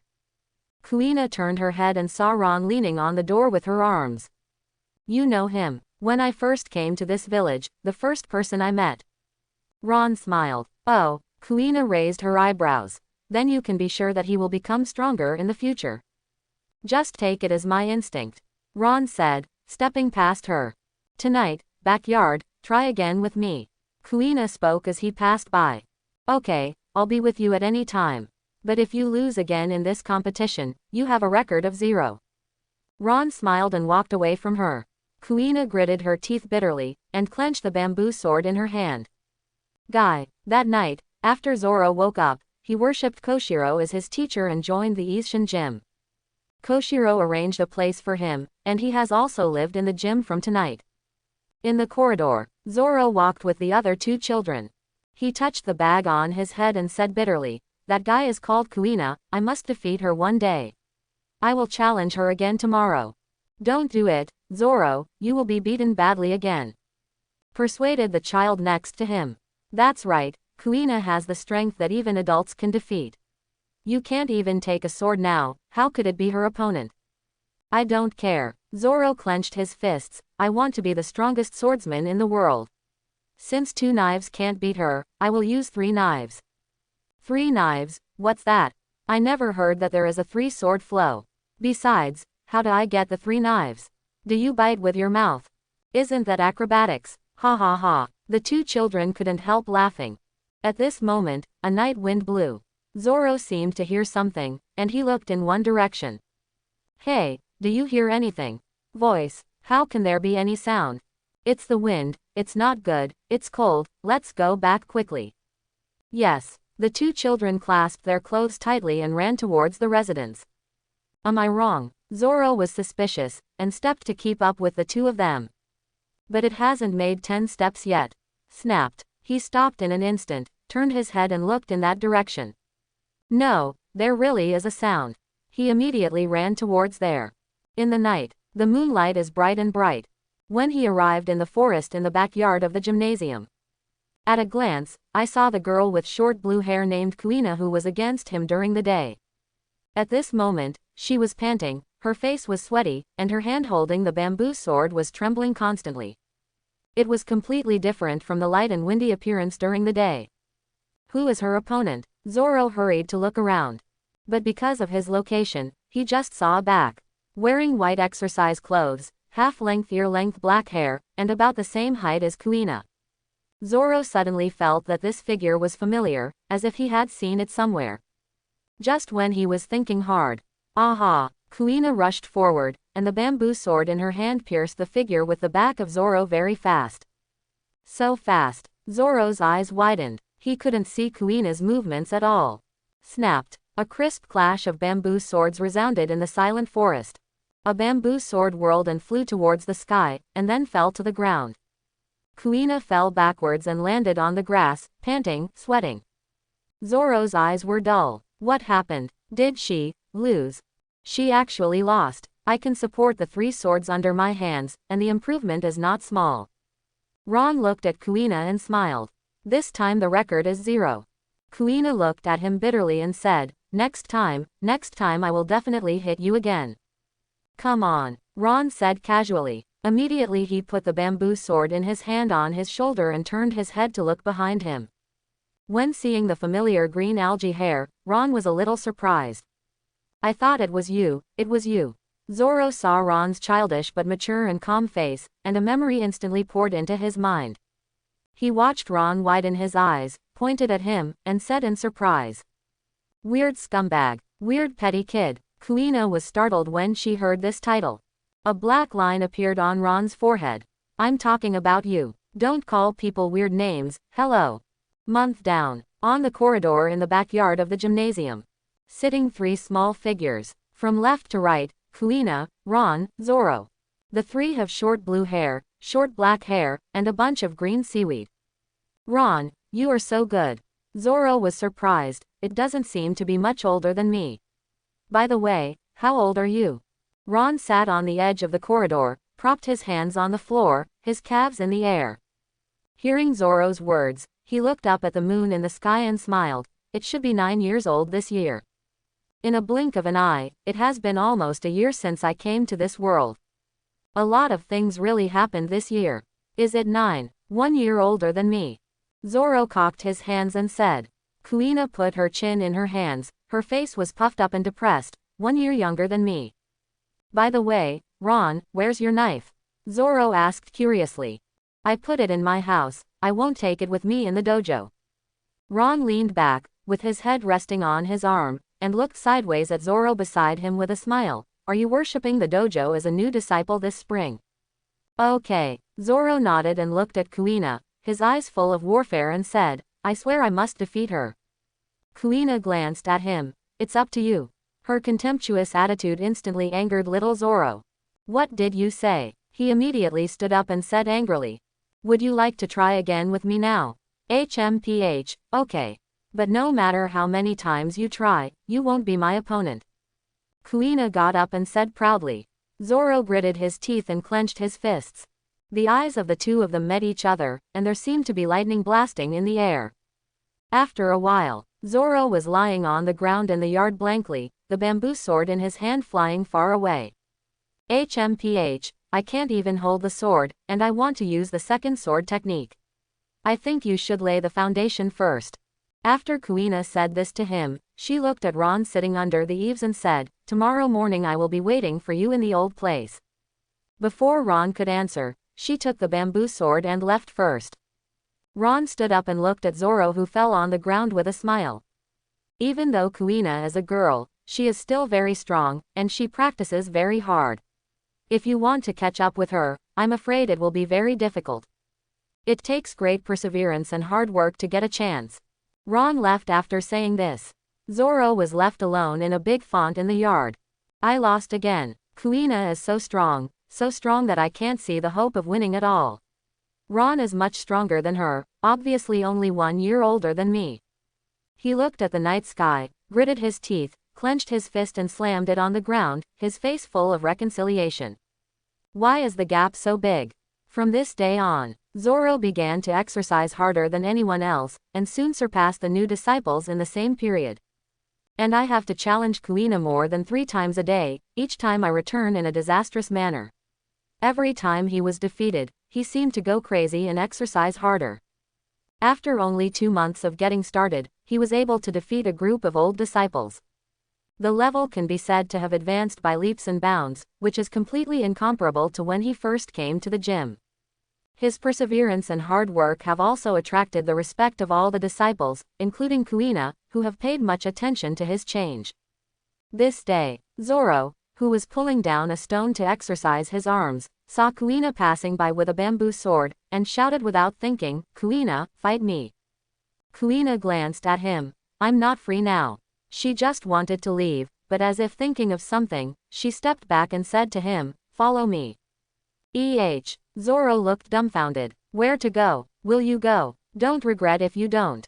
Kuina looked mysterious. Zoro's curiosity aroused, he immediately put down the stone, came to Kuina, and followed her to the back of the gymnasium. When the 2 came to the forest clearing behind the gymnasium, Zoro saw 2 figures standing in the clearing, one large and one small. Curator, and Ron. Zoro was a little surprised. Are they a duel? Kuina looked at the court and nodded. And with a real knife. Zoro was surprised. This is also the first time I have seen my father and Ron seriously duel. I heard Ron took the initiative to bring it up. Kuina looked at the black-haired boy in the court with a serious expression. Maybe I can see his true strength this time. Didn't he use real power when he was fighting against you before? Zoro couldn't help asking. Idiot, even though he was serious when he confronted me, he certainly didn't have all his strength. Kuina said bitterly. Before today's confrontation, how much this guy's true strength is, I'm afraid even my father doesn't know. Zoro couldn't help but swallowed. There is a new concept of Ron's power again. Then he opened his eyes wide and stared at the court, for fear of missing a moment. In the field, Koshiro, holding a real knife, looked at the black-haired boy on the opposite side, and said with a smile, Ron, can you start? Ron didn't speak, but his eyes opened suddenly. When I stepped on my feet, my whole person disappeared instantly. It disappeared. Zoro was taken aback. No, it's too fast. Kuina looked solemn and looked at the court attentively. Ron appeared in front of Koshiro, maintaining a forward posture. His black hair is flowing, his eyes are fixed on Koshiro, his face is only focused. Reikiri unsheathed, drew a stunning arc, and slashed towards Koshiro. Zizi. Flames lingered on the knife, and thunder and lightning flickered. The knife in Koshiro's hand was also pulled out instantly, blocking the cut. Kang. A strong wind spreads around from the collision of the two knives. Both Kuina and Zoro felt tight. After Ron's blow was blocked, he held Reikiri, a long knife about the height of him, and launched a stormy offensive towards Koshiro. The flames and lightning on the knife are getting more and more intense. Koshiro holds a knife in one hand and a scabbard in the other, and the defense is not leaking. It's like a waterfall hitting a boulder. Kuina murmured. Zoro was completely stupid, staring at the duel between the two dull. There are flames and lightning on Ron's knife. Ron flipped in the air, and the long knife in his hand slashed towards the lower Koshiro round circle. The power of this slash was extremely heavy. Even if Koshiro held the knife to block it, the whole person was still slid back some distance under the pressure of that huge force. As soon as Ron hit the ground, he kicked his feet and rushed towards Koshiro very quickly. Yan Wu. The long knife in his hand is like a blade of flame, burning blazingly. Where the blade passed, the flames billowed and flowed like a red ribbon, winding Ron towards Koshiro. This is slashing swordsmanship. Koshiro's eyes showed a stunning color, then his eyes condensed, and a layer of blue appeared on the knife in his hand. Isshin cut, running water. He slashed out with a knife. The flames and running water collided fiercely. The impact of the intense wind spread to the surroundings, and the trees swayed and swayed. Kuina and Zoro crossed their arms to block their faces. After the strong wind, the two hurriedly looked inside the court. Ron half kneeled on the ground, gasping for breath, the long knife Reikiri stuck not far away. The long knife in Koshiro's hand broke off, leaving only half a blade. Kuina and Zoro's eyes widened, their mouths opened wide, and their jaws were about to fall to the ground. Ron cut off his father's curator knife.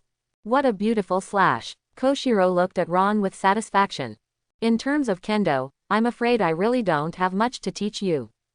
Running the breath of the day, Ron, who had recovered his strength in an instant, felt a little embarrassed. It's mainly the curator that you kept your hand, and my knife. Koshiro shook his head and said, No, my knife will break. The main reason is not because your knife is better, but you cut it in the same place every time. He looked at Ron, touched his beard and smiled. I think it's not a coincidence. Ron turned away embarrassedly. Koshiro looked at the extremely young black-haired boy in front of him, and Chunin couldn't help feeling, it's only been 5 months of learning swordsmanship, so I can force myself to use a slash in the realm. It really is a little monster. How long can it take him to reach the realm of the great swordsman? Will he have a chance to reach the realm of the great swordsman?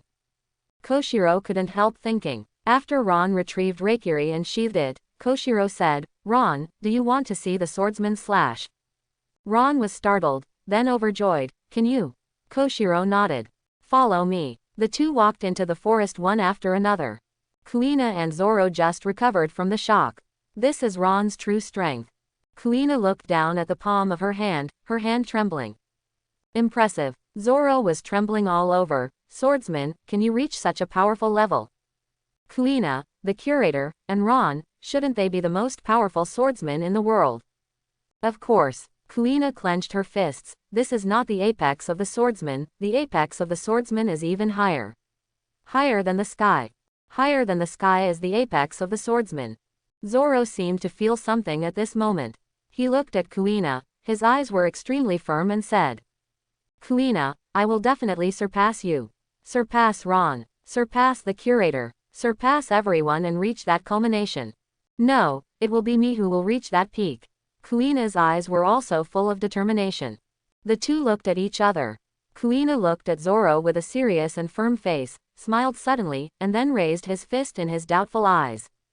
Then we have an appointment that no matter who it is, he must surpass Ron and reach the top of the swordsman. If one person fails to reach it, another person will inherit it. Zoro grinned and raised his fist without thinking, and touched her fist. Good. Mountain forest. Koshiro showed what is the realm of swordsmanship in front of Ron. With a wooden stick, he easily chopped a boulder larger than Ron in half, and the cut surface was extremely smooth. This is Jonao's slash. Koshiro looked at Ron, smiling as he always did. But the boulder behind him was slowly sliding down. The swordsman's slashing moves with his heart. If you want to slash, even a dull and fragile stick can slash hard steel. If you don't want to slash, even your rapier can't slash a thin piece of paper. Go back to the warehouse. Ron was still taking back Koshiro's words in his mind. Slash as you like. Inside the warehouse illuminated by moonlight, Ron stroked rapier on his knees. It just feels like I have caught something, but I have not caught anything. I am still far from reaching the level of a swordsman. Ron thought to himself, but I can feel that I am very close to the first stage of the situation. In today's actual combat, I seem to have touched a little bit. What I have to do now is to get that feeling back. Ron closed his eyes. The breathing method of the sun works unconsciously. The ancestor of the origin of all breathing. The breathing method of the sun. The help to Ron was far more than he had imagined. It's just that he doesn't know it yet. Sentiment overnight. Waited until the early morning of the next day. Ron slowly opened his eyes and chuckled softly. Found it. He slowly pulled out rapier. His whole body exudes a faint red light. With rapier's blade drawn out of the scabbard. The red, potential, outside Ron slowly spread to the blade along the hilt, gradually covering the entire blade. This is potential. Ron looked at rapier with the red light in his hands and murmured. Host, Ron. Age, 9 years old. Blood value. Day breathing method master degree, 16%. Kendo. The realm of situation, first entry. In a blink of an eye, another few months passed. Spring goes to summer, and the sun is scorching. The training of Daoguan disciples became more and more difficult. But for those who want to become stronger, this kind of hardship is sweet. Zoro has completely turned into a challenging madman and a practicing madman. Every day, I am either on the road to challenge Kuina, or dropping rocks under the trees, or running long distances behind his back. Recently, it seems that he can hold the third sword in his mouth for the 3-sword flow he has thought up, and he has begun to train his teeth. The number of challenges to Kuina went from 3 times a day at the beginning, to 5 times a day, and then 10 times a day. The latest record, 10:45, 0. Not one once. This day, I was challenging Kuina. After being defeated after a dozen moves, the disciple named Umi came to the fallen Zoro and said with a grin. This is 10:46, it's better than 0. Long-winded. A disciple next to him asked, Zoro, why do you always challenge Kuina? Don't you challenge Ron once? Hearing this name, Umi shivered instantly. What happened last time left him still fresh in his memory after a few months. Are you a fool? Zoro looked at the talking disciple with a dumb look. Even Kuina is not Ron's opponent. Now I can't even beat Kuina, how can I win? I am going to challenge, not to be abused. The disciple was speechless. So, Zoro got up, patted his clothes, and said firmly. Before I challenge Ron, I have to beat Kuina once. This day, Kuina took out her handle and word from the warehouse, then found Ron and offered to fight him with a real sword. Sure, Ron readily agreed. After 3 moves, the word Hidao in Kuina's hand was knocked into the air, and the whole person was knocked to the ground. Kuina looked unwilling. Why can't I stop your attack? Because I am better than you. Ron smiled, bending over and picking up her piece words and walking to her and said, you have made a lot of progress. If I used a real sword to fight when I first came to the dojo, you might even take my sword. Can't live. But you have reached the realm of momentum only a few months after you came to the dojo, and I have practiced swordsmanship since I was a child, but I still haven't touched that realm. Kuina stood up, took the word of peace he handed over, turned and left with a frustrated expression. Looking at her back, Ron's mind flashed, and he said, "Would you like to try to create sword moves?" Kuina turned her head and looked at him suspiciously. "This is just one of my conjectures. In the process of creating sword moves, you may be able to find the potential." Ron, holding the famous knife Reikiri, looked at her seriously. Kuina's eyes lit up slightly, and after saying, "I understand," to him, she trot out of the house immediately, looking like she was going to try. After she left, Ron was the only one left in the house. Swordsmanship. He looked at the grass man in the distance and murmured. Then closed his eyes, held the handle of the knife, and took a deep breath. A red sword was released from him. It changed with Ron's breathing. Those red swords gradually turned into golden thunder and lightning, entangling Ron and Reikiri in his hands. Zizi. Ron with his eyes closed bends down, like a sword drawn, his body flashes and bursts with golden lightning. Thunder's breath, one type. Ron whispered and stepped on his feet. There was a flash of gold in the house. Thunder blasts. The air was torn instantly. Thunderbolt. Ron, with his eyes closed, appeared behind the grass man like a teleport, slowly retracting his sword into its sheath. Reikiri returned to her sheath with a crisp sound. The upper body of the grass man behind Ron slipped slowly. Ron opened his eyes full of joy. Sure enough, it can be done. The breathing of the sun is the initial breathing, the ancestor and foundation of all breathing methods. All breathing methods are derived from the breathing of the sun, or in other words, the breathing of the sun is the breathing method itself, which contains the entire system. Master's breathing method on the day is equivalent to master having all breathing methods of the entire breathing method system. You only need to change the breath slightly to simulate other breathing methods, such as thunder breath, water breath, moon breath, etc. Different breathing methods have different characteristics. The breath of thunder bursts extremely fast, the breath of water is smart and calm, and the breath of the moon changes strangely. The sword moves born from it are sufficient to deal with various battle situations. If you can master the other breathing characteristics, can you try to use these sword moves? With this curiosity, Ron has been trying this possibility all this time and conducting a lot of experiments. Finally let him successfully display the thunderbolt of the breath of thunder. Since I can succeed, it means my idea is right. Ron's eyes were full of joy. As long as I continue to deepen the master who breathes against the sun, one day I can use the characteristics of various breathing methods casually and naturally, and the master has a must-kill swordsmanship with different breathing methods. Unlike the ghost world, my basic strength in this world will far exceed them. Now I am only a newcomer. If I can reach the realm of Yi, and even the realm of swordsmanship, these swordsmanship will be inevitable. Can exert extraordinary power in this world. Ron had no doubts about it. After all, these sword moves have been created by generations of swordsman geniuses in the world who have spent hundreds of thousands of years, perfecting and improving them from generation to generation, in order to kill a creature that is almost impossible to be killed and infinitely close to perfection. He walked out of the house. In the summer evening, the sky is full of red clouds and the cool breeze is blowing, which is very comfortable. Ron stepped on the wooden clogs, dressed in a thin, casual white exercise suit, and holding the famous knife Reikiri walking down the long corridor. When some passing disciples saw him, they all hurriedly avoided and cast awe at him. After Ron passed by, they even breathed a long sigh of relief. Are you scared? Crap, nonsense. Even Kuina can't beat that guy. If you provoke him, he'll be dead. By the way, he almost never came to the front yard. With his strength, how could it be possible to practice with us? Ron listened to the whispers behind them, his expression calm. He is not yet irritated by the isolation of these children. On the contrary, he thought it was good. No one is bothered and noisy, so he can practice well by himself. When passing a small courtyard, a shout sounded in his ear. Ron turned his head to look, holding two bamboo swords in his hands, and Zoro, sweating profusely, stood in the clearing and looked at him. After not seeing him for a while, he has grown a lot stronger, but he hasn't grown up yet. Go eat grilled fish. Ron smiled at it. Zoro froze for a moment, then his eyes lit up. Go with Soon into the night, the sky is dim.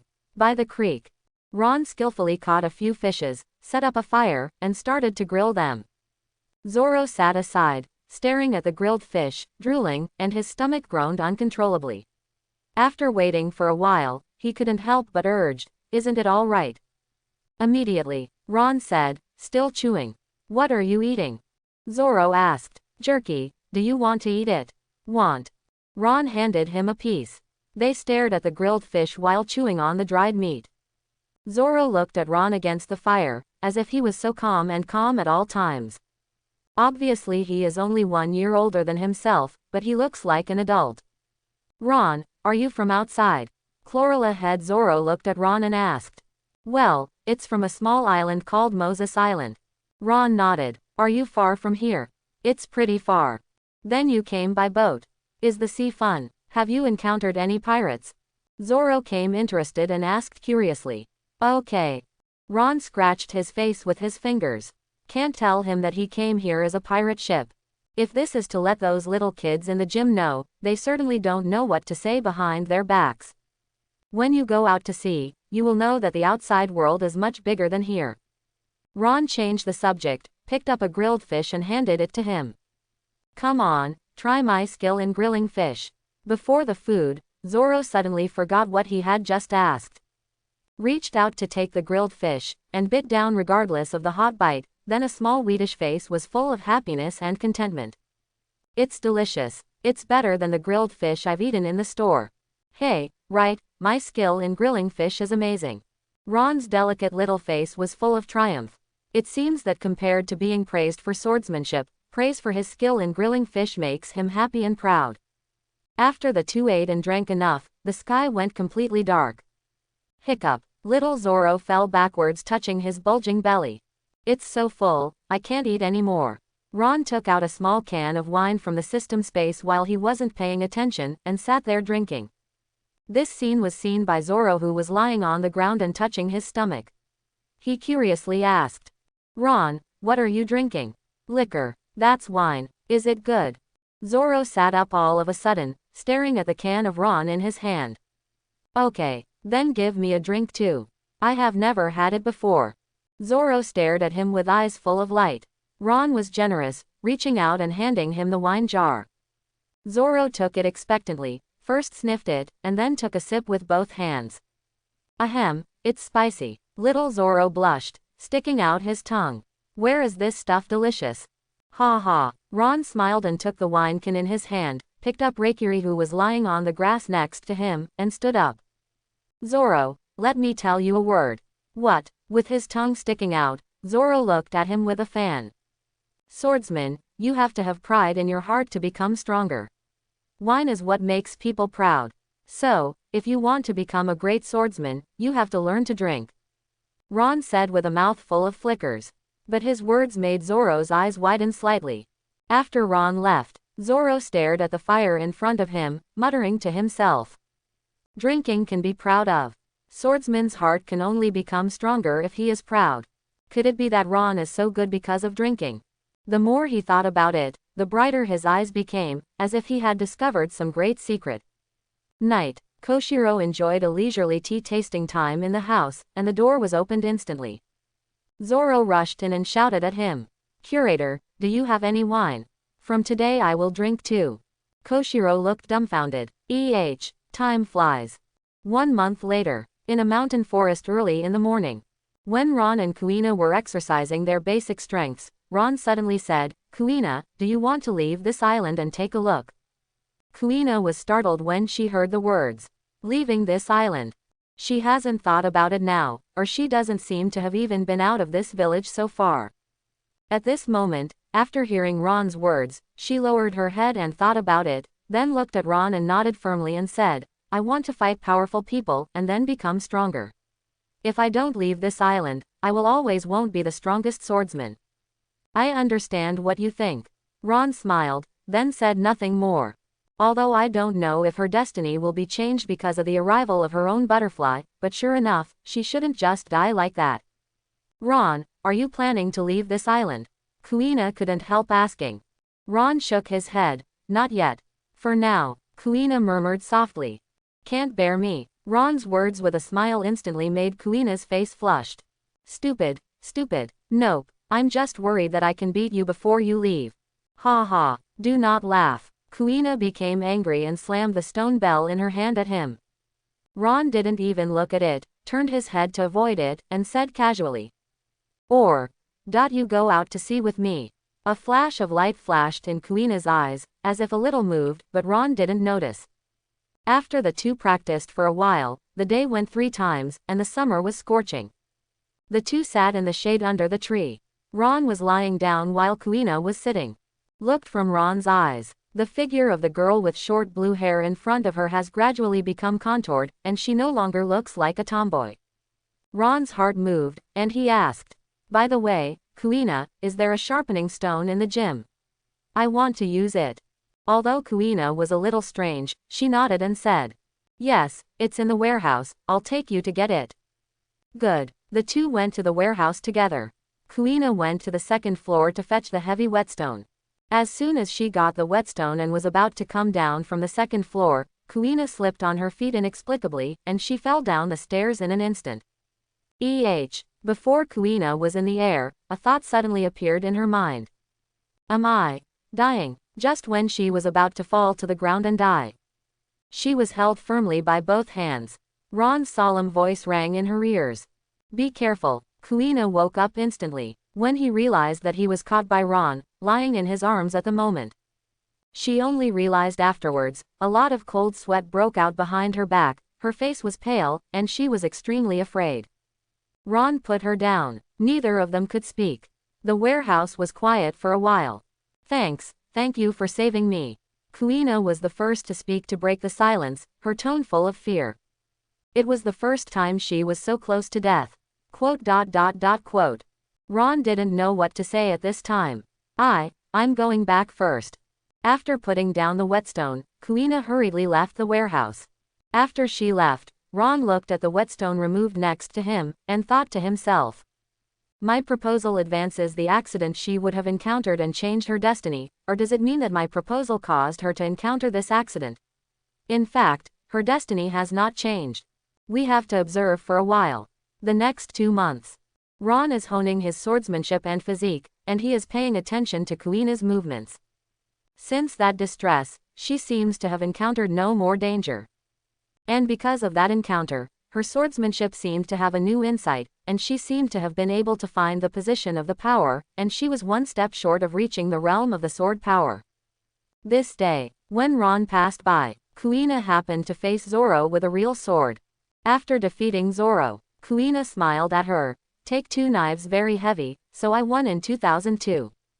Zoro was extremely unwilling. Ron left without moving, his steps briskly. Night. Ron sat in the dark warehouse with the famous knife rapier and the sharpening stone in front of him. In the darkness, his eyes became brighter. System, list my current attributes. Okay. Host, Ron. Age, 9 years old. Blood value. Master degree of the breathing method of the day, 24%. Kendo, the realm of situation, Shaocheng. Weapon, 21 great knife rapier. It's been almost half a year since I came to the gym.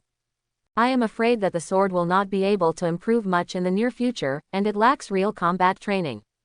Wait for the other kinds of breathing methods accompanying swordsmanship and the Ishin flow / taught by the curator to understand.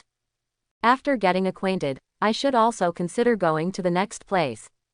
Ron thought to himself, with the sign in system, he is destined to be a traveler in this world, and he will not be in one place for a long time. Are you going to leave? Koshiro looked at the black-haired boy sitting in front of him with a slight surprise, but soon calmed down. He touched his chin and nodded. Yes, there is really nothing in this gym that can teach you any more. Go out and fight the strong, maybe it is correct for you. When do you plan to leave? Early winter. Ron Kaido, it's about 3 months before early winter. Early winter. Koshiro looked at him and smiled. I remember that you also came to our dojo last winter, and almost a year has passed in a blink of an eye. Ron will never forget the guidance and teachings he received in the dojo this year. Ron said seriously. Koshiro was also relieved and smiled. I am also very happy to have a disciple like you. Maybe soon, I will be able to hear your name resounding across the sea. Koshiro said slightly sternly. Ron, I don't know what kind of person you want to be in the future, whether you are a pirate or a marine, I don't care about it. But I want to tell you, Ron, since you are a swordsman, you must have something to hold in your heart. Only when your heart is firm and clear, and what you do will never go against your heart, so that you can excite yourself as a swordsman in your chest. You are so heroic and determined as a rock. Only with your slashing blows can there be nothing unbreakable, nothing unbreakable. Things to hold on. Ron was startled. Koshiro's expression returned to his former gentleness, and smiled at him. It's not so easy to find the things that I hold on to my heart. I also spent a lot of effort at the beginning. I was confused for a long time before I found what I really wanted to hold on. You are still young, don't worry, you are seeing the sea. After the vastness and all kinds of people, they will naturally understand. Ron nodded faintly, remembering what he had said. The two walked out the door. Koshiro suddenly remembered something and turned to look at him. By the way, if you leave in winter, there will probably not be too many ships on this island. You might as well wait until the early spring, when I should have friends here. How about an island resupply, then I will let them take you away. After thinking for a while, Ron nodded to him. Good. Soon, time flies. A few months passed, and the winter solstice and spring came. It's the beginning of the spring again. Ron is 10 years old. Before he left, the news that he was leaving did not know when it spread to the gym. Zoro was shocked when he heard it, and immediately ran to find Ron. In the backyard full of sakura flowers, Ron was found waving a huge stone bell. He is a lot taller than before, but he still looks small. The figure is very well proportioned, the muscles under the thin white exercise clothes are not very obvious, but the lines are very beautiful, full of vitality and vitality. Only his enemies can know what terrifying power this small body is full of. Ron, are you leaving? Zoro stared at Ron and asked straightforwardly. Okay. Ron didn't look back. Leave tomorrow. Zoro gritted his teeth and clenched his fists. Why do you want to leave in such a hurry? Ron didn't speak. Before leaving, with me. Zoro trembled, clenched his fists and yelled at Ron, who was facing his back, compare with me. After he knew the separation, if he wanted to meet in the vast ocean, he didn't know how long it would take. Ron waved the huge stone bell and stopped. He turned his head, looked at Zoro and smiled. Okay. In this competition, the two used ordinary real swords from the gym. Ron held the knife in one hand. Zoro is holding a knife in both hands, holding a knife in his mouth, posing a knife style, looking a bit reluctantly struggling. Is this your three-sword style? Ron looked at him and smiled. I don't seem to be skilled yet. Wow, long-winded. Zoro bit the hilt of the knife and stared at Ron. Come on. Ron motioned for him to shoot first. Zoro is also not polite. He knows that his strength is below Ron. If he doesn't go all out in the beginning, he might lose out soon. Immediately stepped on his foot and rushed towards Ron. Kang. The moment the blades meet, Zoro's eyes widened in an instant. He seemed to hit an extremely hard, unshakable wall of steel. The attack of the three knives was lightly blocked. No matter how hard Zoro tried, the knives remained motionless. The physique needs to be strengthened, Zoro. Ron smiled at Zoro in front of him, then swiped his long knife in his hand. The speed is so fast that Zoro can't see the blade at all. The three knives in his hands and mouth were all knocked out. Zoro stood in front of Ron with trembling hands, his eyes dull.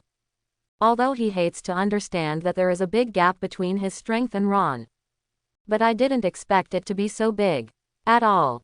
There is no backhand. Zoro clenched his fists, gritted his teeth, tears rolling in his eye sockets.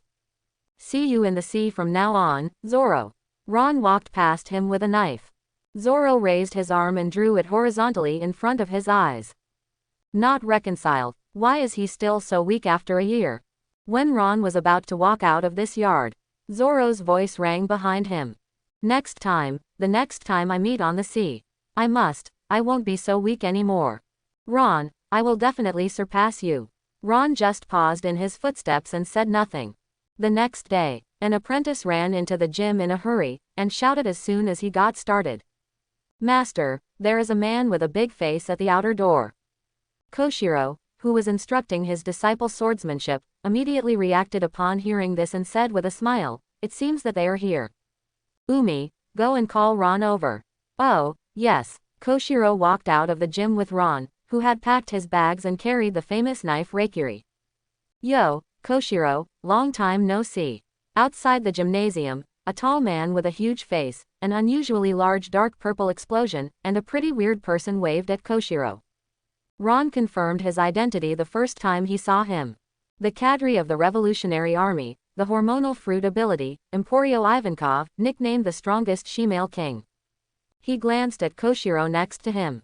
He didn't expect that the friend he was talking about would be a cadre of the Revolutionary Army. Koshiro and Ron walked up to Ivankov. "What is this kid?" Ivankov looked down at Ron and asked curiously. "My disciple at the gym, Ron. This time I plan to take him out to sea with your boat." Koshiro smiled. Such a little kid is going to sea. Koshiro, you're kidding." Ivankov opened his eyes wide, his expression exaggerated, in disbelief. Compared to his huge body, Ron is so small and pitiful, not as tall as the diameter of his head. "Haha, I'm not kidding. Although Ron is young, he is definitely not weak." Koshiro smiled. "Is it?" Ivankov looked at Ron with suspicion. "Forget it, for the sake of your face, I'll take him for a ride. I promised in advance that I will put him off the boat on the next island. I don't care whether it is alive or dead." "No problem. Anyway, is the food supply on your ship ready? Do you need me?" "Of course it is necessary, otherwise you think I made a special trip to find you for what?" Ivankov opened his eyes wide. Koshiro touched his head and said helplessly, "When I go back, I will ask the apprentice to deliver the food." After Koshiro left, Ivankov looked down at Ron. "Boy, how old is it?" "I don't need to tell you." Ron turned his head. "The look of this guy is really disgusting. Wow, ha ha ha, it's a kid with personality."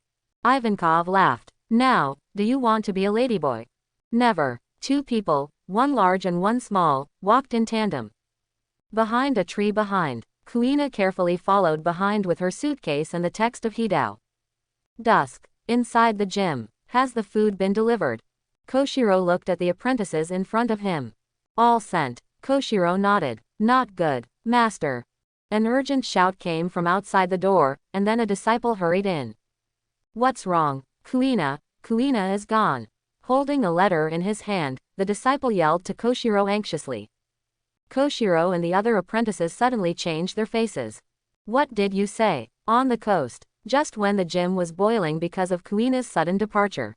Kuina was about to sneak behind the giant-faced ladyboy and Ron, and slipped onto the big ship in front of her, but just when she was about to board, a huge face appeared in front of him. Wow! Kuina was taken aback and almost fell into the sea. Fortunately, Ivankov reached out and grabbed her and pulled her onto the deck. Ron couldn't help but be surprised when he saw her, Kuina. When Kuina saw Ron, her eyes were overjoyed, and she hurried to his side. Hearing the name Kuina, Ivankov seemed to think of something. I remember, I met you, you are Koshiro's daughter." "Wait, why does Koshiro's daughter appear here?" Kuina looked at Ron and said, "I have already decided, I want to go to sea with you too. Didn't it make an appointment last time?" "Last time, an appointment?"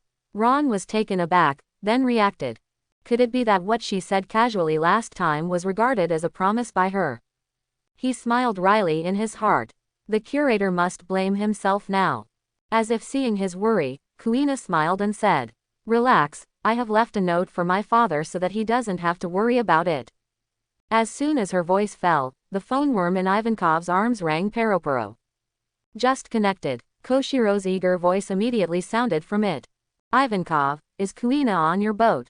Kuina's expression suddenly froze. Ivankov glanced at her and handed her the phone worm.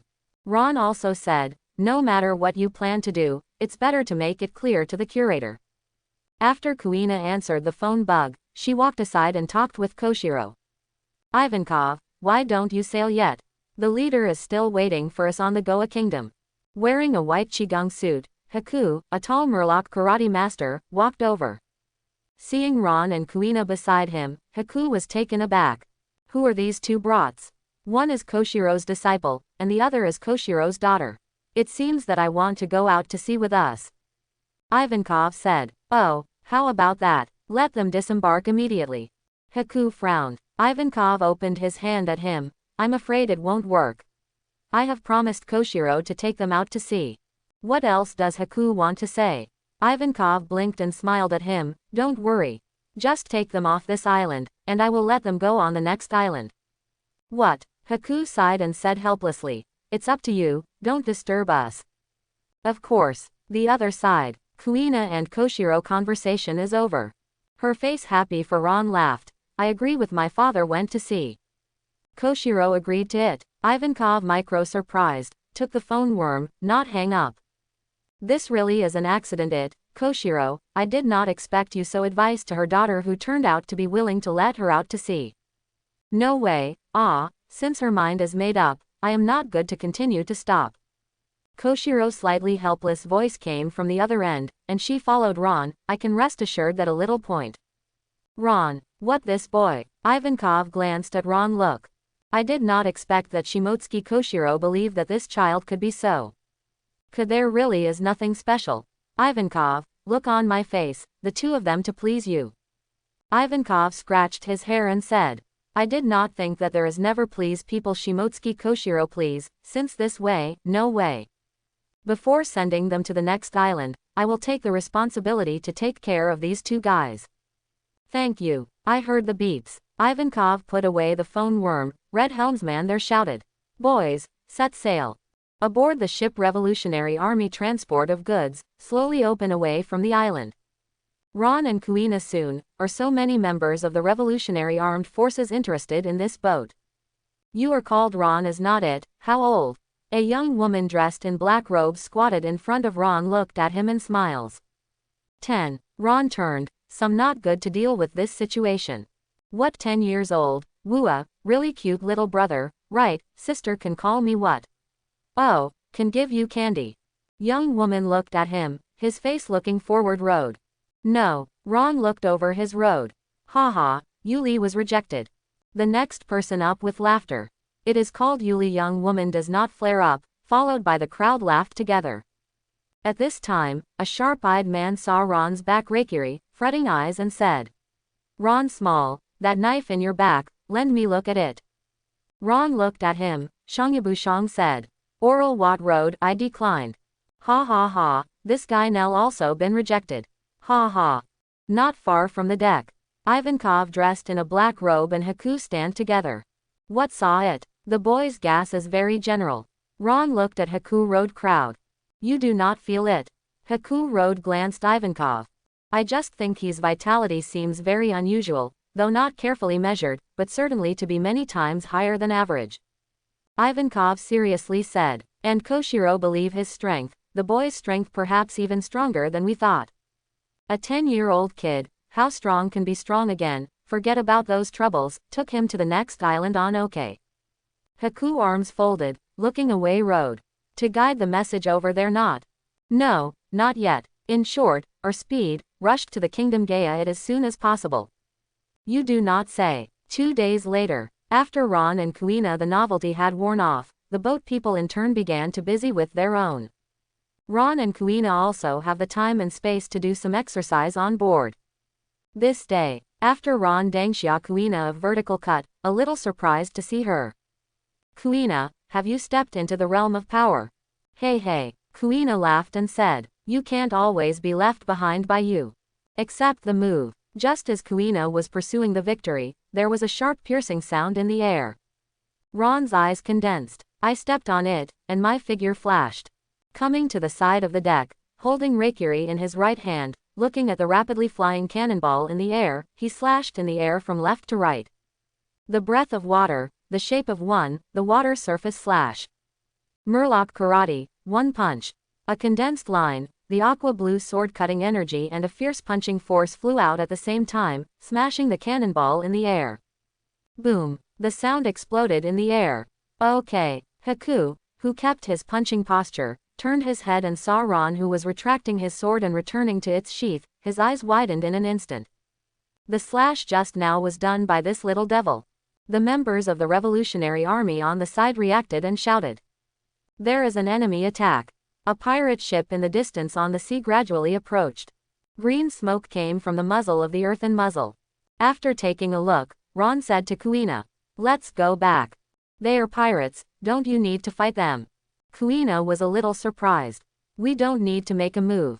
Ron walked towards the house with Kuina. Haku glanced at his back. "What's wrong?" Ivankov took a few members of the Revolutionary Army and ran onto the deck. A revolutionary man in a black robe said to him, "I was spotted by a pirate ship. Do you think we are fishing boats?" Ivankov akimbo, looks at the pirate ship and smiles. Little East Blue Pirate, really bold. At this time, another cannon sound came from the pirate ship. Haku jumped up, kicked that shell into the sea with one kick. With a bang, the sea exploded. Ivankov looked at Hakuda. "Give it to you." Haku said nothing, just jumped into the sea.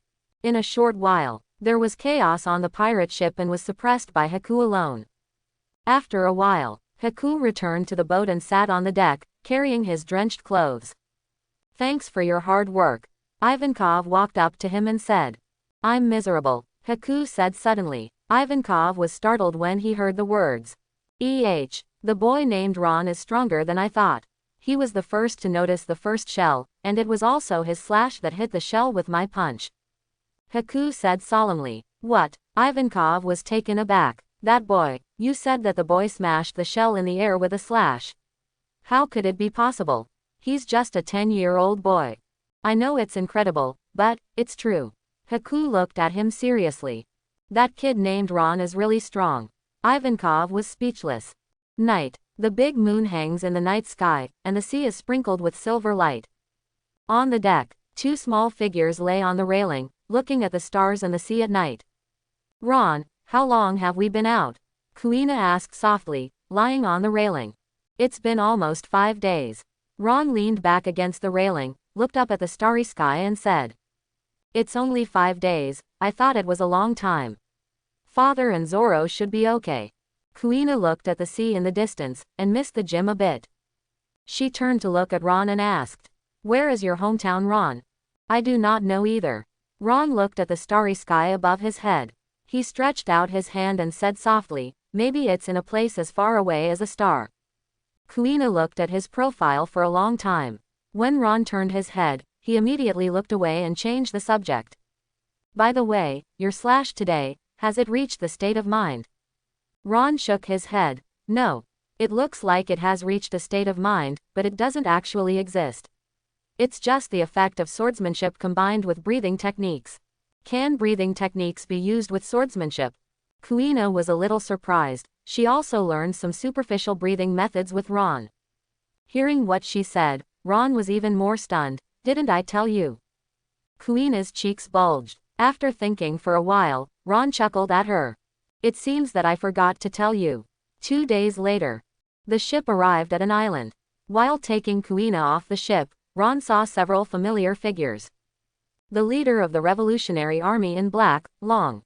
Bartholomew Kuma is extremely tall. They are. Long looked at Ron and Kuina. Under that gaze, Ron instantly felt a sense of oppression that he had never felt before. Very strong. He is definitely hundreds of times stronger than he is now. Ron judged the difference in strength between the two in an instant. "It's Koshiro's apprentice and daughter, please." Ivankov and Long explained the ins and outs of the matter. Long nodded. "That's it, I understand." He looked at Ron and Kuina and said, "We have also received a lot of care from Koshiro. Now this island is a bit dangerous. If you want, you can follow our boat to the next island." "Danger?" Ivankov was taken aback, and then reacted, looking at Long with a heavy expression, and asked, "Did the Goa Kingdom decide what to do?" The dragon nodded. "They decided to burn down the entire slum." "What?" The members of the Revolutionary Army behind Ivankov were shocked, and then they all showed anger. That group of nobles. A young Revolutionary Army man in a black robe clenched his fists and gritted his teeth bitterly. "We can no longer change this country, but at least we can save some more lives. This is our goal this time," Long Shen said. Holding the hand of Hidaoyi, Kuina noticed the change in atmosphere, leaned against Ron and asked softly, "It seems that something terrible is going to happen on this island. Shall we disembark on this island?" Ron didn't speak. he squeezed his chin, thinking in secret. If he remembers correctly, the fire in the slums of the Goa Kingdom happened when the kings Luffy, Ace and Sabo were young. It was also the cause of Sabo's despair of the nobles, leaving home and going to sea, and eventually being nearly killed by celestial dragons.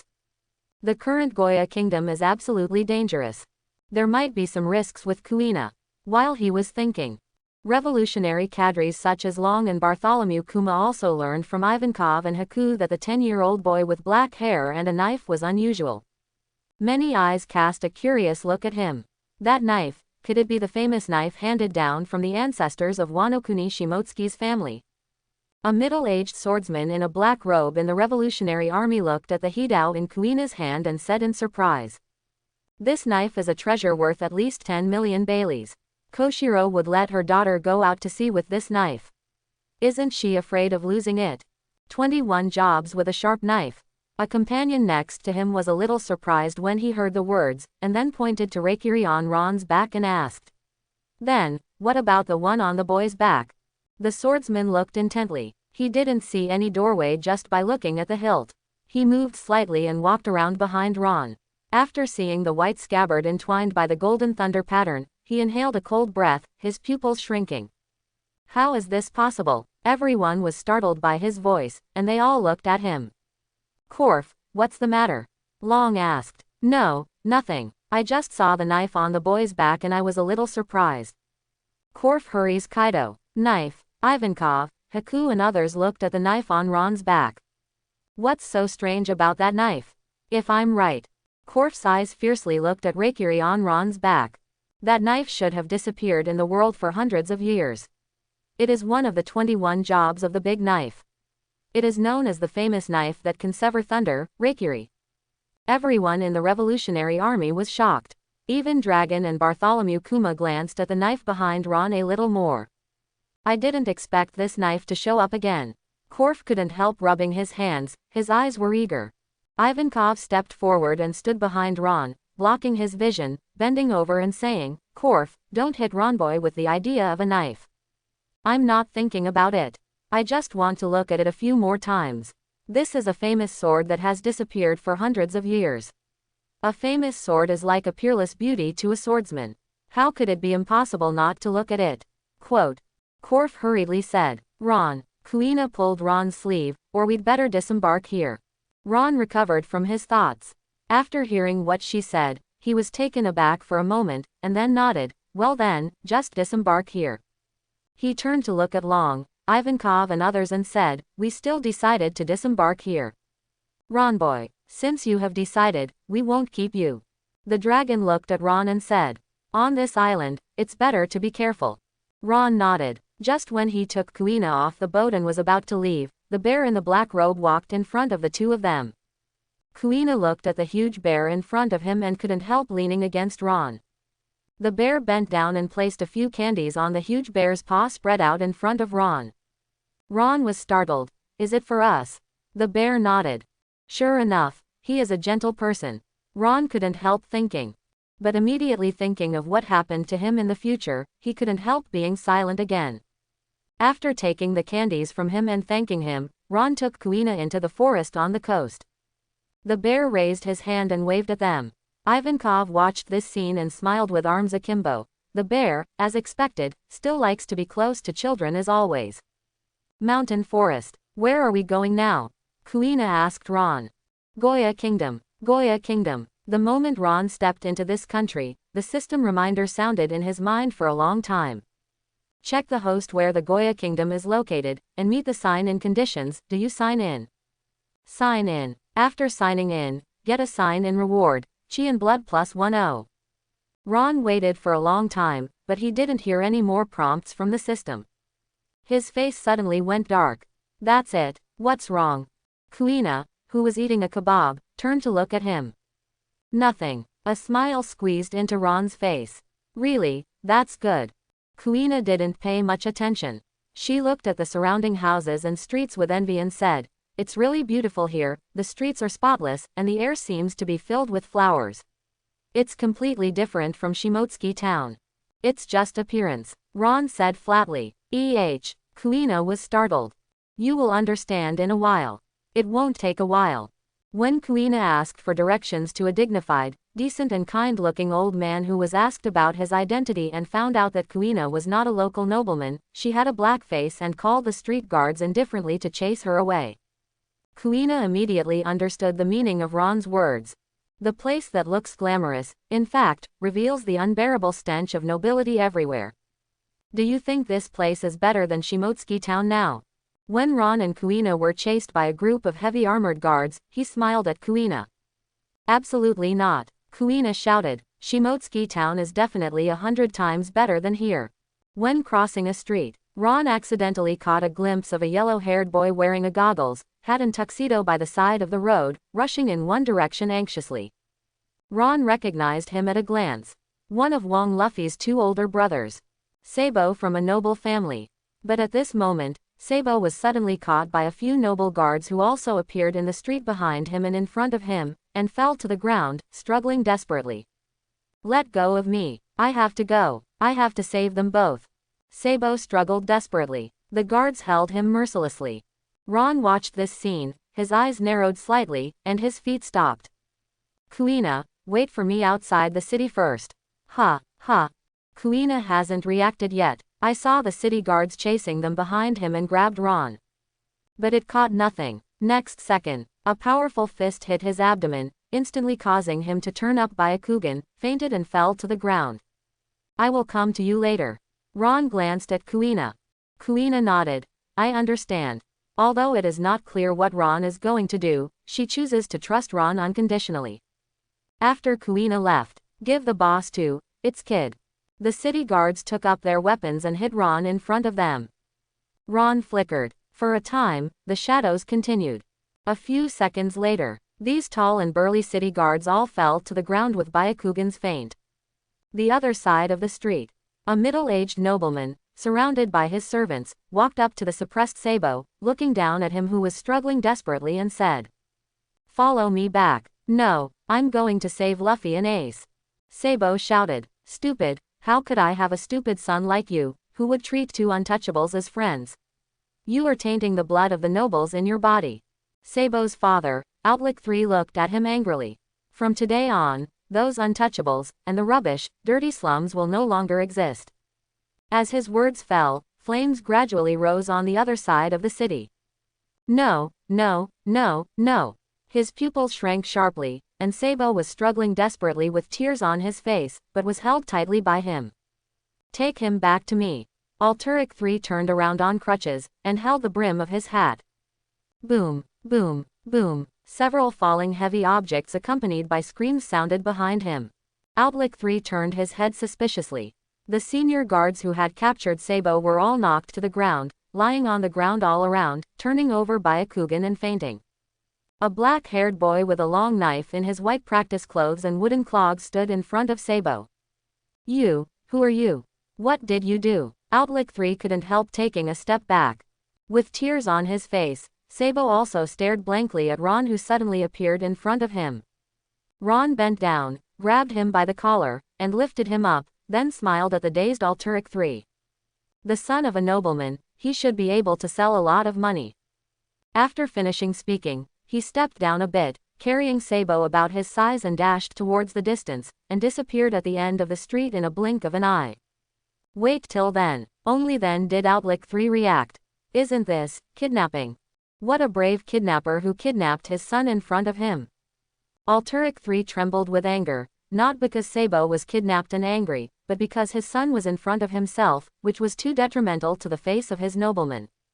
Wait for Ron to take Sabo to the outside of the city. As soon as he put down Sabo, Sabo crawled aside and threw up. Kuina walked over and looked at Sabo curiously and asked, "He is? The son of a nobleman was taken captive by me." Ron chuckled. Kuina was stunned after hearing the words, "Huh." After Sabo vomited, he finally recovered, and said with a face full of fear, "Almost thought I was going to die." He got up, looked at Ron gratefully and said, "Although I don't know who you are, thank you for helping me escape. My name is Sabo, and I will never forget this kindness." He was still very smart, and he could see that Ron was helping him. When Kuina heard what he said, she became more confused. He took you away, and you thank him in turn. Is this a nobleman? Don't thank me, but you, there should be things to do. Ron reminded. Sabo woke up suddenly, turned his head and saw the fire in the sky over there. His expression became extremely worried.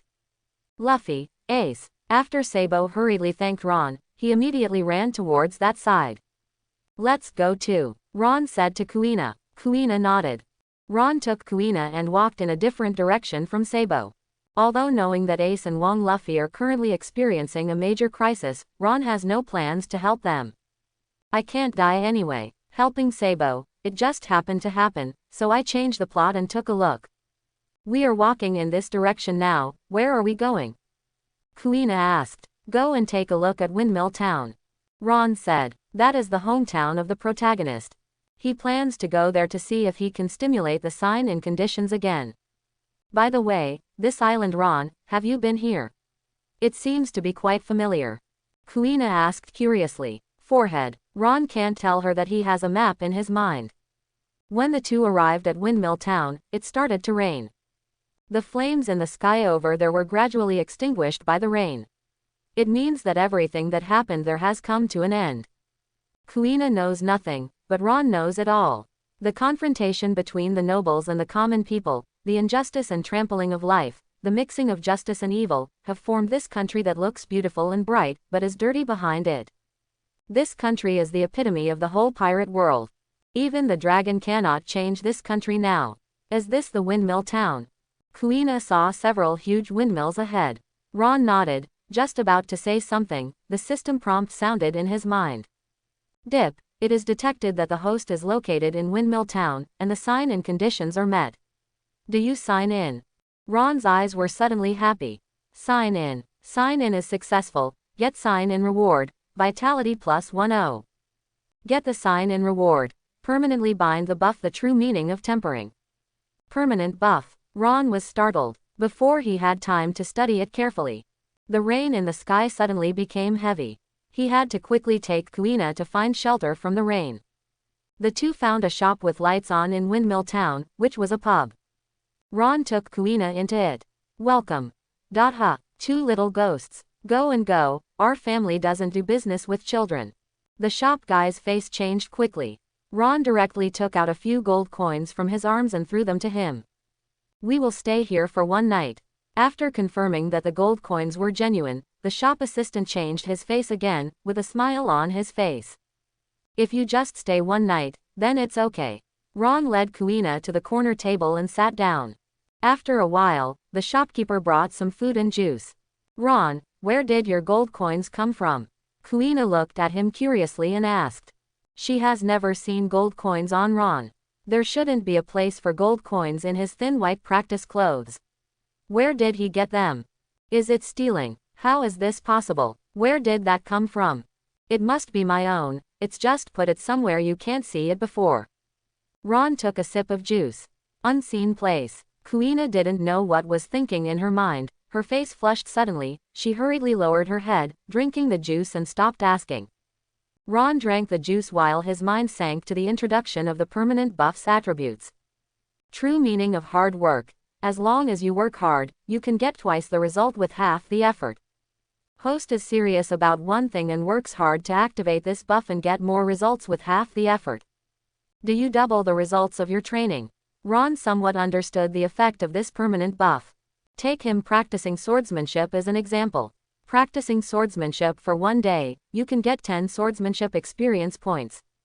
But now if this buff can be activated, practicing swordsmanship for half a day, you can get 20 swordsmanship experience points. It's a useful buff. If you can make good use of it, it can greatly speed up my growth. Ron thought to himself, somewhat pleased. Ron. Kuina's soft call made him come back to his senses.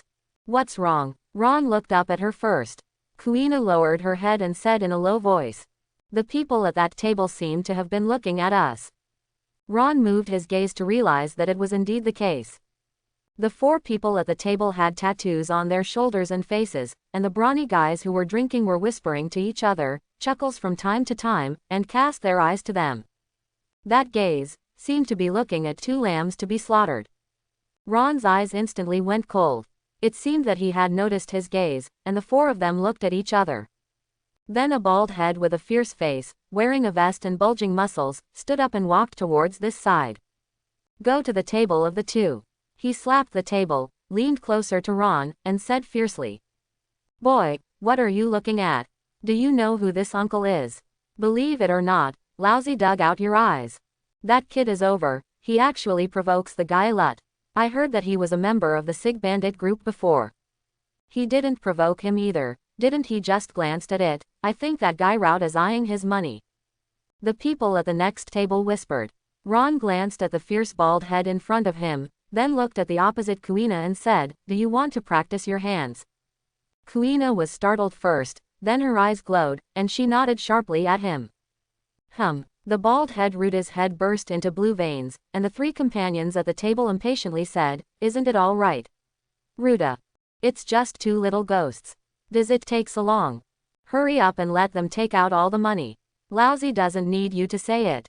Bald Root said annoyed, and then with a fierce look, he stretched out his hand and grabbed Ron with his indifferent face. The guy in the tavern leaned forward with a cold sweat on his face. Well, Mr. Root, it's better not to be rough in the tavern, otherwise I will be scolded by the elder sister again. Go away, I must teach this defiant kid today. Bald Root passed him and continued to grab Ron. Kang, accompanied by a clear sound of unsheathing. Bald Root grabbed the black-haired boy's hand and stopped in midair. In the eyes of everyone in the tavern, a long, cold knife hit the neck of the bald head named Lut. And the one holding the handle. It was the girl with a slender figure and short blue hair.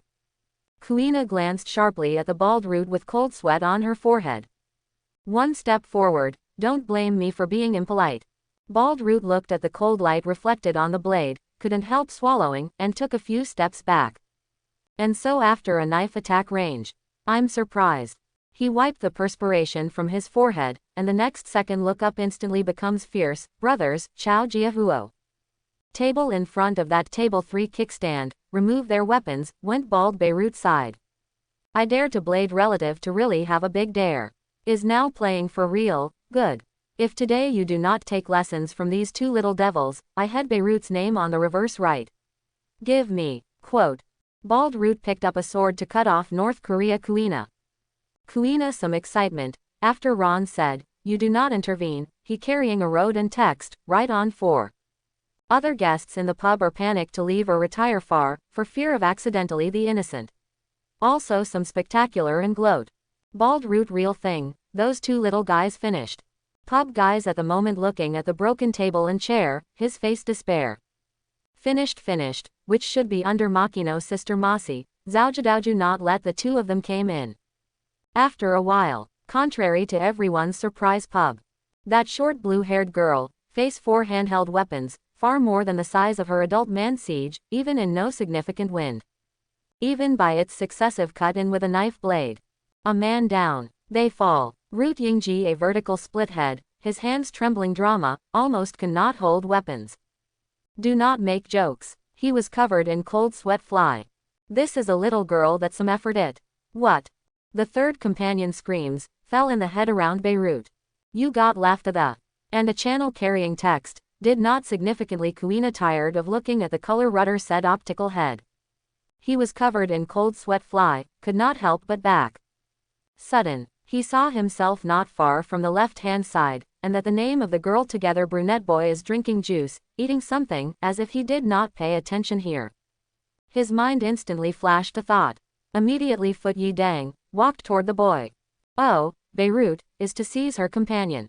That girl though powerful, but as long as Chinju her companion, she was not good enough and then shot. Good despicable means. This is the group of bandits has been Route Seeger, things already despicable. This time they want to have bad luck. Not far from them we're talking about. But there is one person noticed the sword Kuina. Hey, that girl how to recover a knife in a scabbard. Give up the struggle of it. Okay, Ron heard movement turned it seems. It was noted that it was too late. Succeeded. Root out the big bald excited grasping him.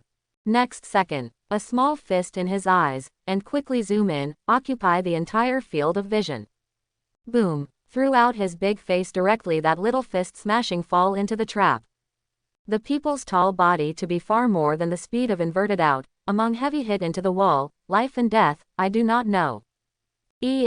Witnessed this scene in the tavern owner big mouth, eyes almost scared to pop out. Actually laid his head hit Beirut fly. Ron back fist, little face full of calm, as if nothing had happened. Pub. Everyone stared at the two people on that table blankly. Just now, the girl with short blue hair, holding a real sword, dealt with 4 brawny men with weapons alone, and defeated 3 in a row. And the boy who looked almost 9 or 10 years old opposite her knocked an adult strong man who was several times larger than him by a single punch. That kind of visual impact is more shocking than a girl picking 4. What horrible and powerful kids, where did they come from? Someone looked at the horror of the 4 bald Ruths and couldn't help swallowing, shocked. The guy in the tavern looked at the cracked wall behind the bald Ruth, crying without tears.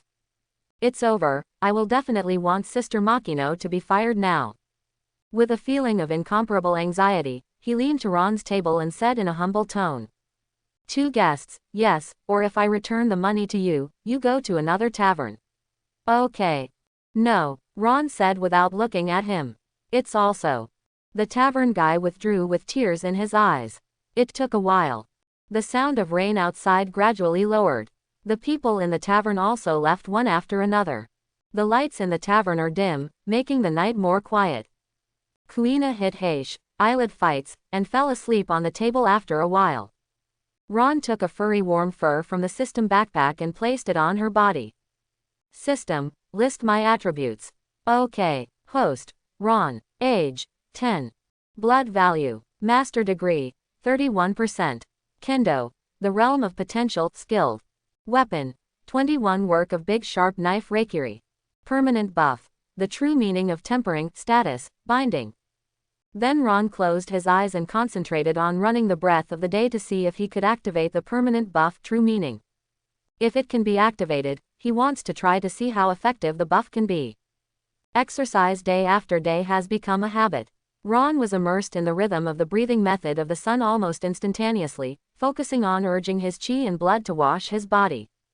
After he was immersed in this state, the list of his attributes immediately changed.